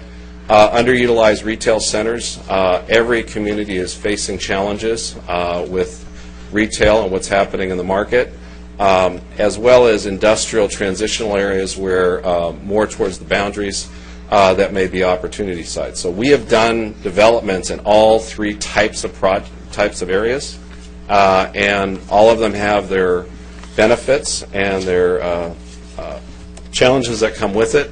But we have a lot of expertise in dealing with what are maybe community issues. In some areas it may be design, some it may be parking. Parking is an issue no matter where you are, because if you're impacting parking, that's not the type of neighbor you want. And that can happen with market rate. Some of that's property management, some of that is just proper design. So the next in the next slide we talk about the housing types. We didn't, while there was a general goal of serving veterans, that can incorporate quite a spectrum. That can be everything from veterans' families. We happen to have with Families Forward the leader of the Veterans Family Collaborative in Orange County that's dealing with the families of veterans. Mercy House, as well as our experience and innovative housing opportunity, we're also serving formerly homeless veterans. There's a spectrum of needs within the veterans community, and all of them require different types of services. So depending on what the council's formal priority is, that's how we would design the project, and particularly the services. The second part of what we would do is we have no apprehension, while other apartment owners usually do not like to have mobility and transition in their communities. To us, that's a metric of success. We have at times 20 to 30% transition over time, and that's a good thing. If we have communities where people are getting the skills to be financially independent, in some cases they don't have financial literacy. In other cases they needed help. Families Forward, I think, as you know, sometimes that they've been able to get people on a pathway to independence because they needed 6 months or 2 years of that transition because of what happened in their life, and they may be taking care of small children. Whatever the council's priority is, what we would not in any way feel that the fact is we're going to be turning units as a detriment. That's probably the biggest difference between the team you have. I would probably say Bridge Housing, who also competed, has the same mission and philosophy. We're nonprofits. We build like private developers that are grading in Foothill Ranch. We have those types of skills, but we reinvest back in the community. So if we're in Lake Forest, as you'll see in Yorba Linda, we're part of the Chamber of Commerce. We're doing a 5K in the community to raise money and to support the community.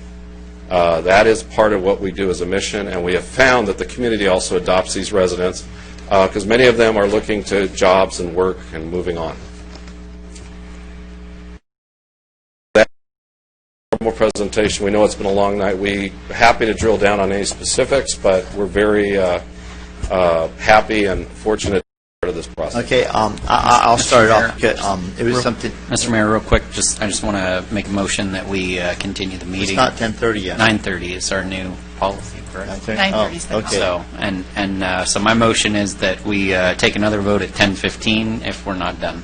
Oh, we should be done, but okay. Well, that's hey, we'll vote now. I'll second that. All in favor? Going on. That motion passes unanimously. Okay.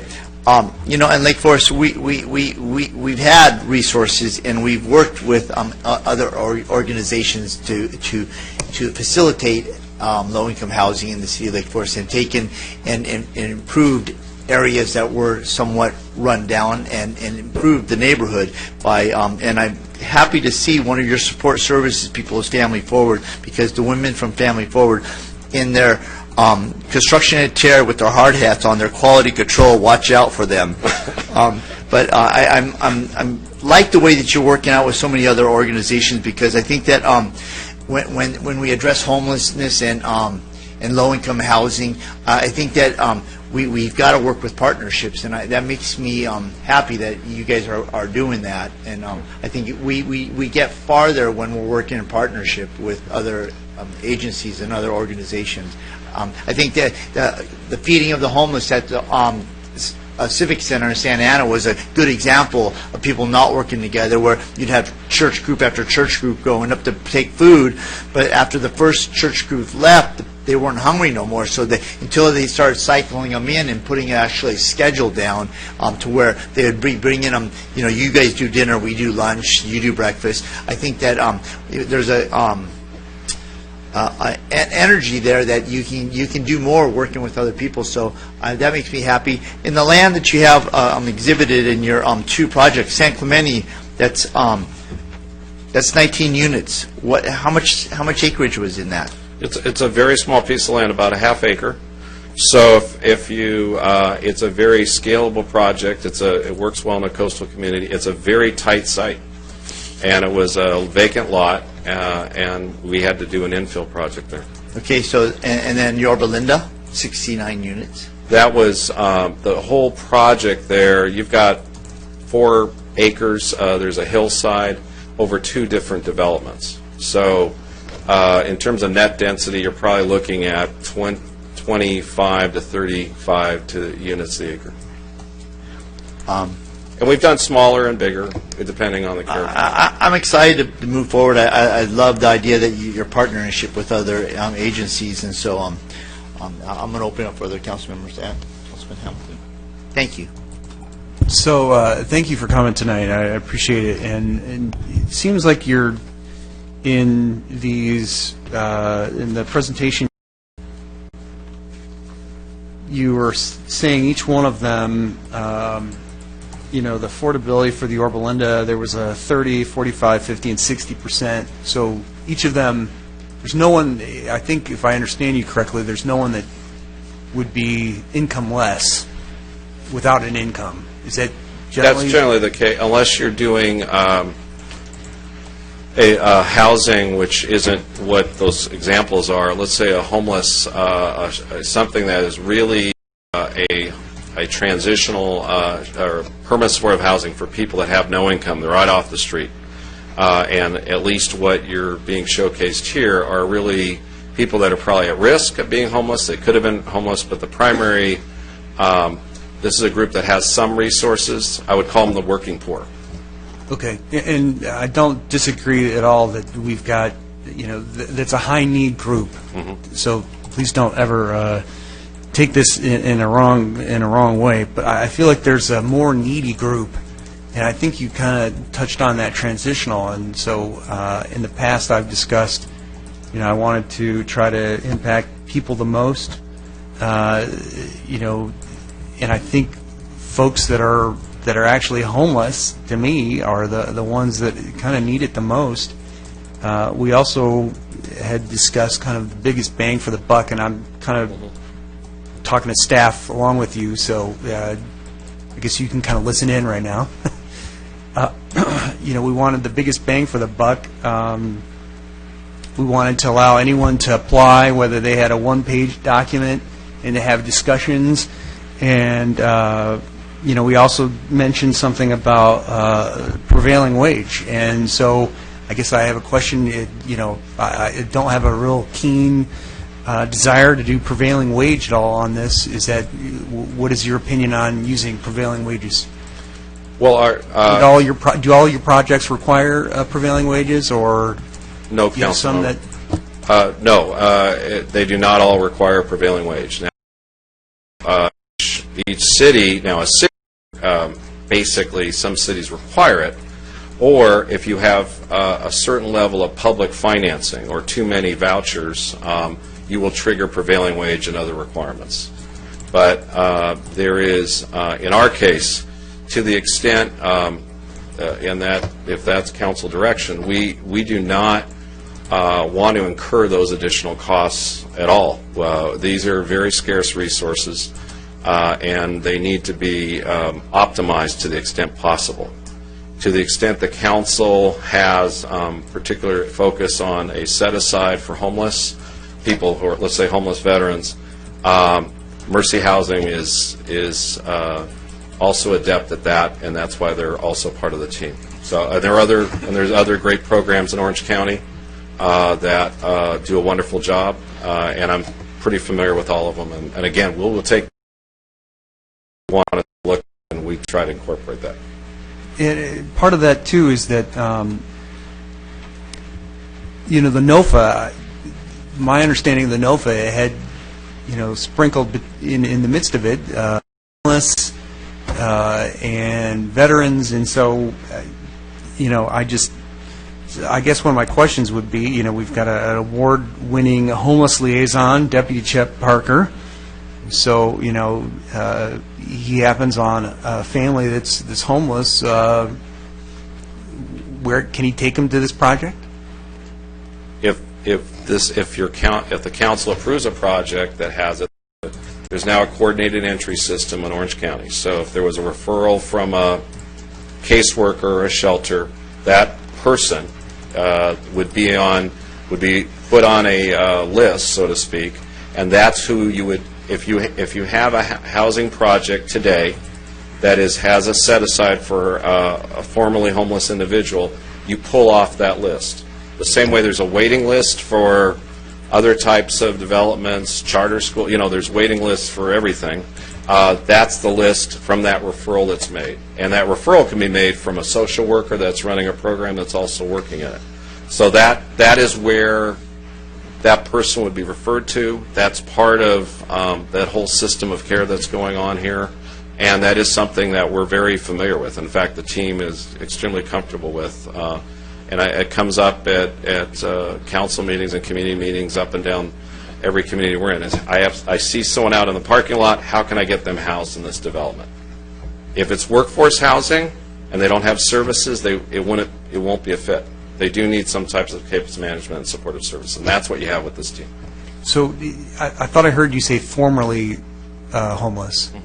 So You're saying you can't take someone who's currently homeless? I'm saying some programs are for formerly homeless. Some programs are for are for people who are currently homeless straight into permanent supportive housing. If that's the county, if that is the council's priority, there'd be a set aside for those units in the development.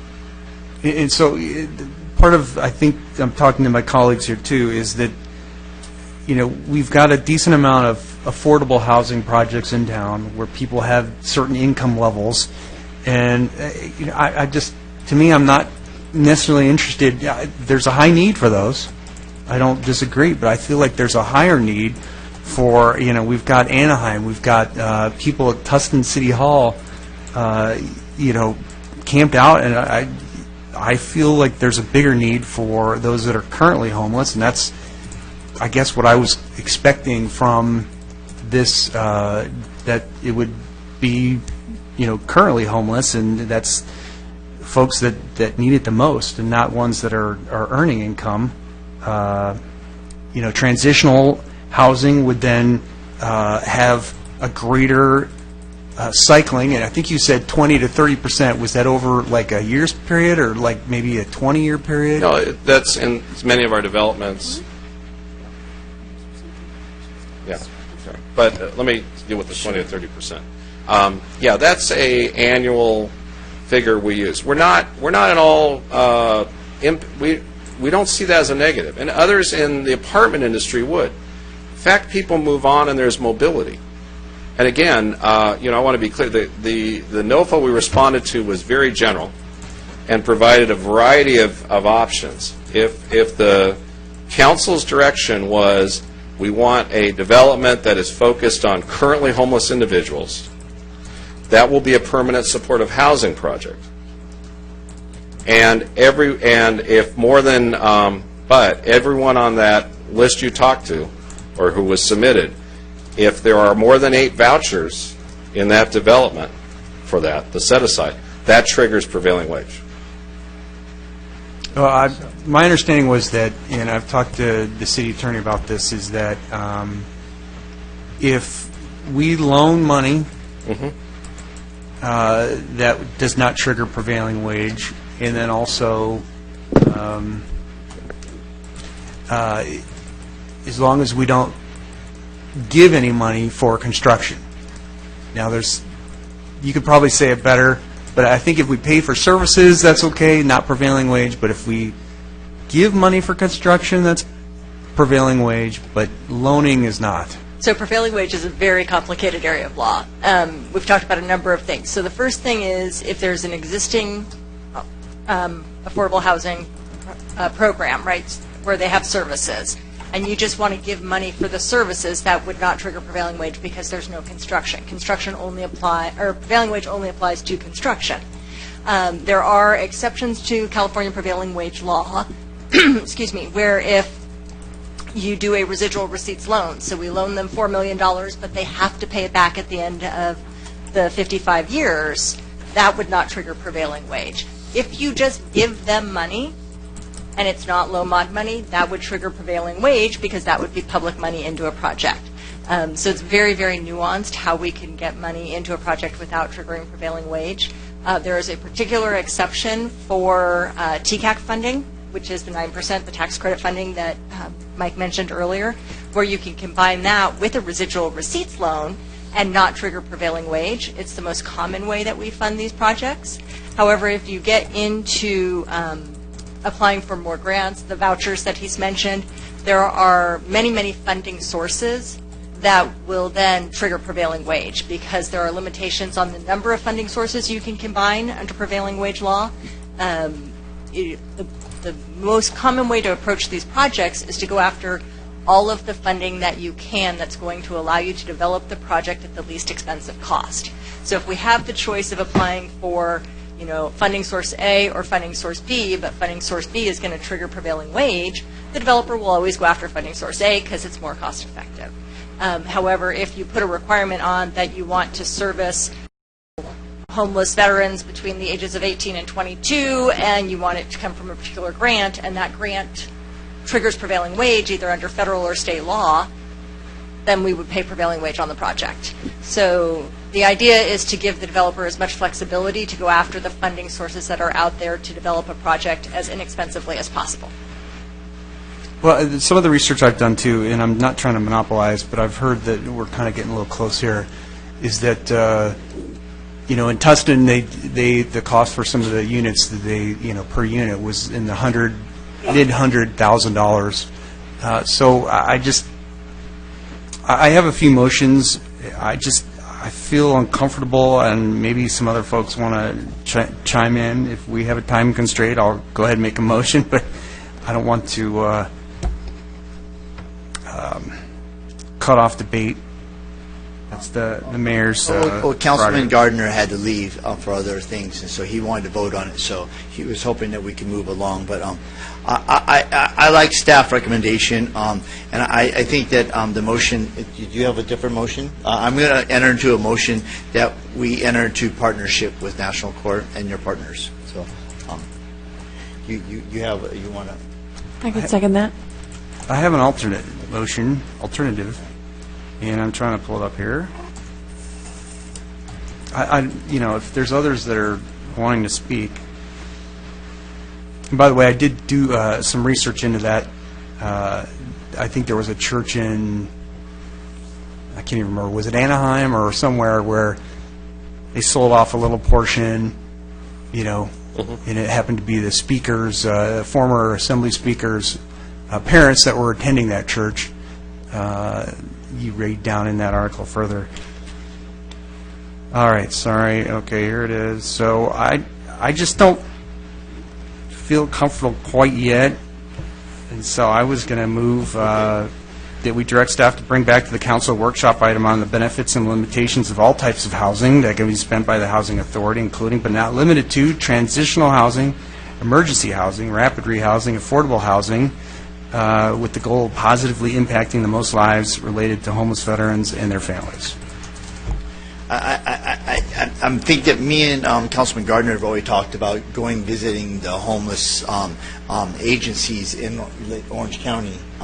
I'd love to invite you, but it would be a Brown Act violation. But I think moving forward in a development of affordable housing opportunities in Lake Forest is still something we can move forward as partnership with National Car and fine-tune that as we go. Is that not correct? Mayor and Council, I think to a certain degree, I'm not sure they're mutually exclusive. We're not at all, to the extent, if the staff recommendation to do an ENA or an exclusive negotiation agreement does not preclude, the expectation is we'd come back and show the cost effectiveness of the different options before you.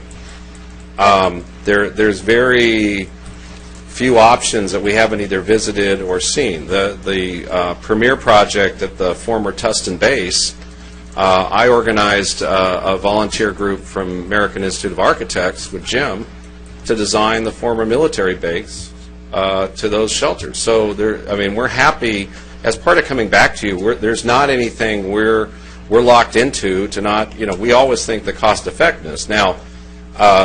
There wasn't a request to build an emergency shelter. To be very, that wasn't what was asked of any team.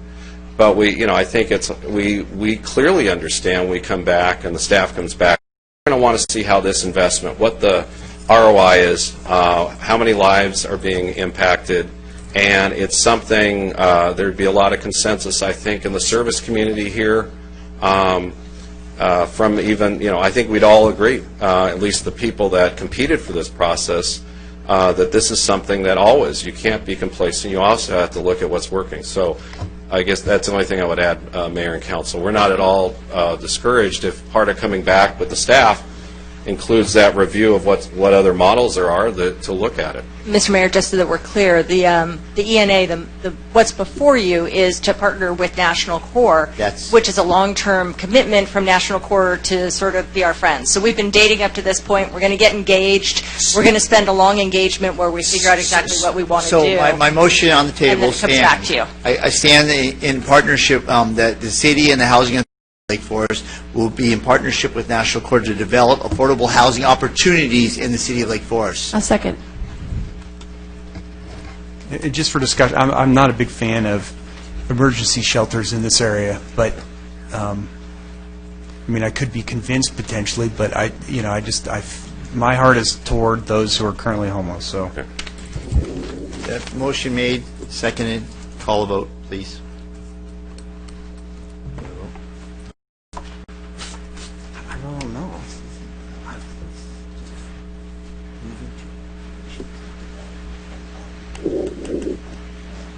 I'm going to vote abstain because I don't understand it as much as I would like. So, if you are selected, I'd love to reach out and talk to you more. Okay. That motion carries with Councilmember Gardner absent and Councilmember Hamilton abstained.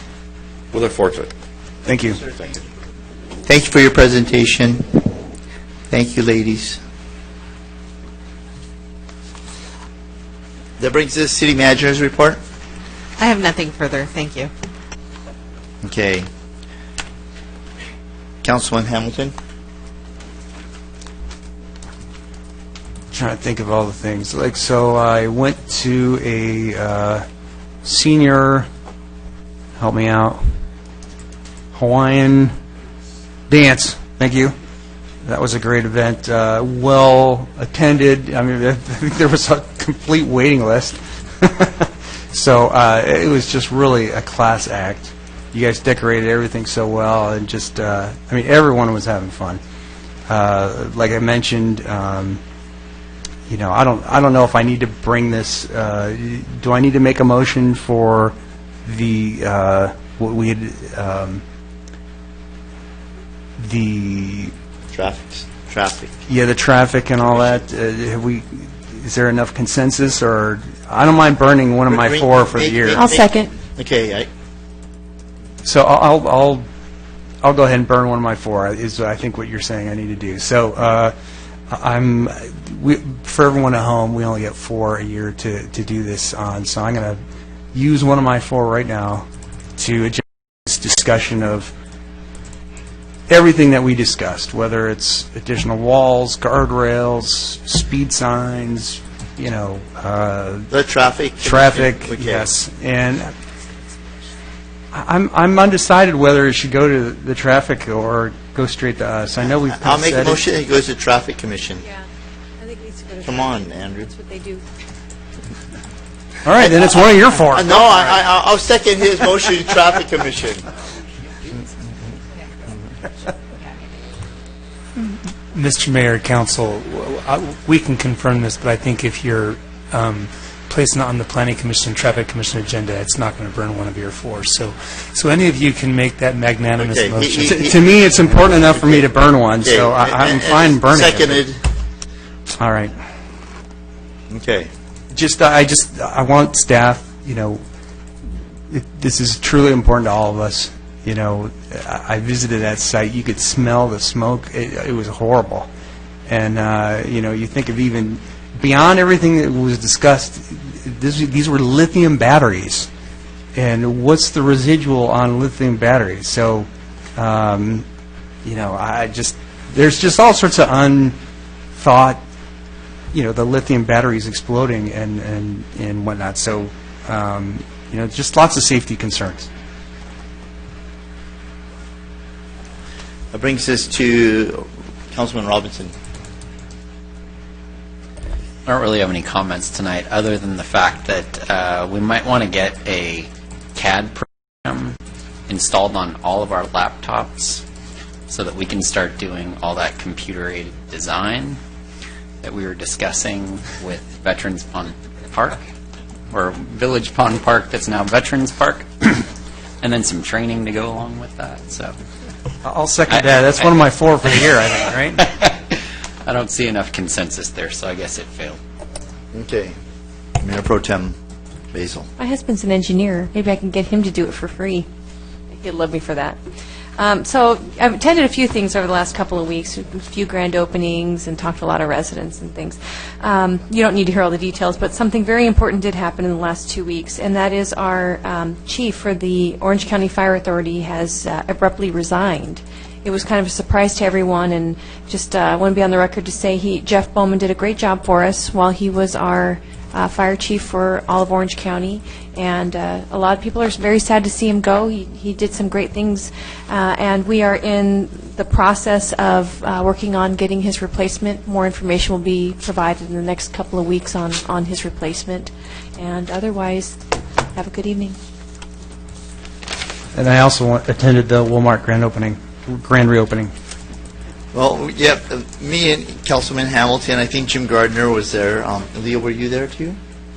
At the Walmart? Yes, I was. I sang the So national anthem. we were all at the Walmart reopening, and They roped me in.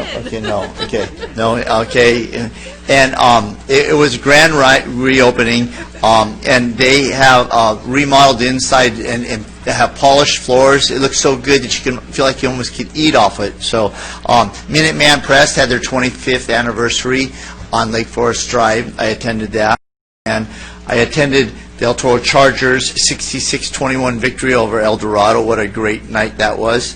Other than that, I have nothing further. Thank you all for just attending, and thank you, staff.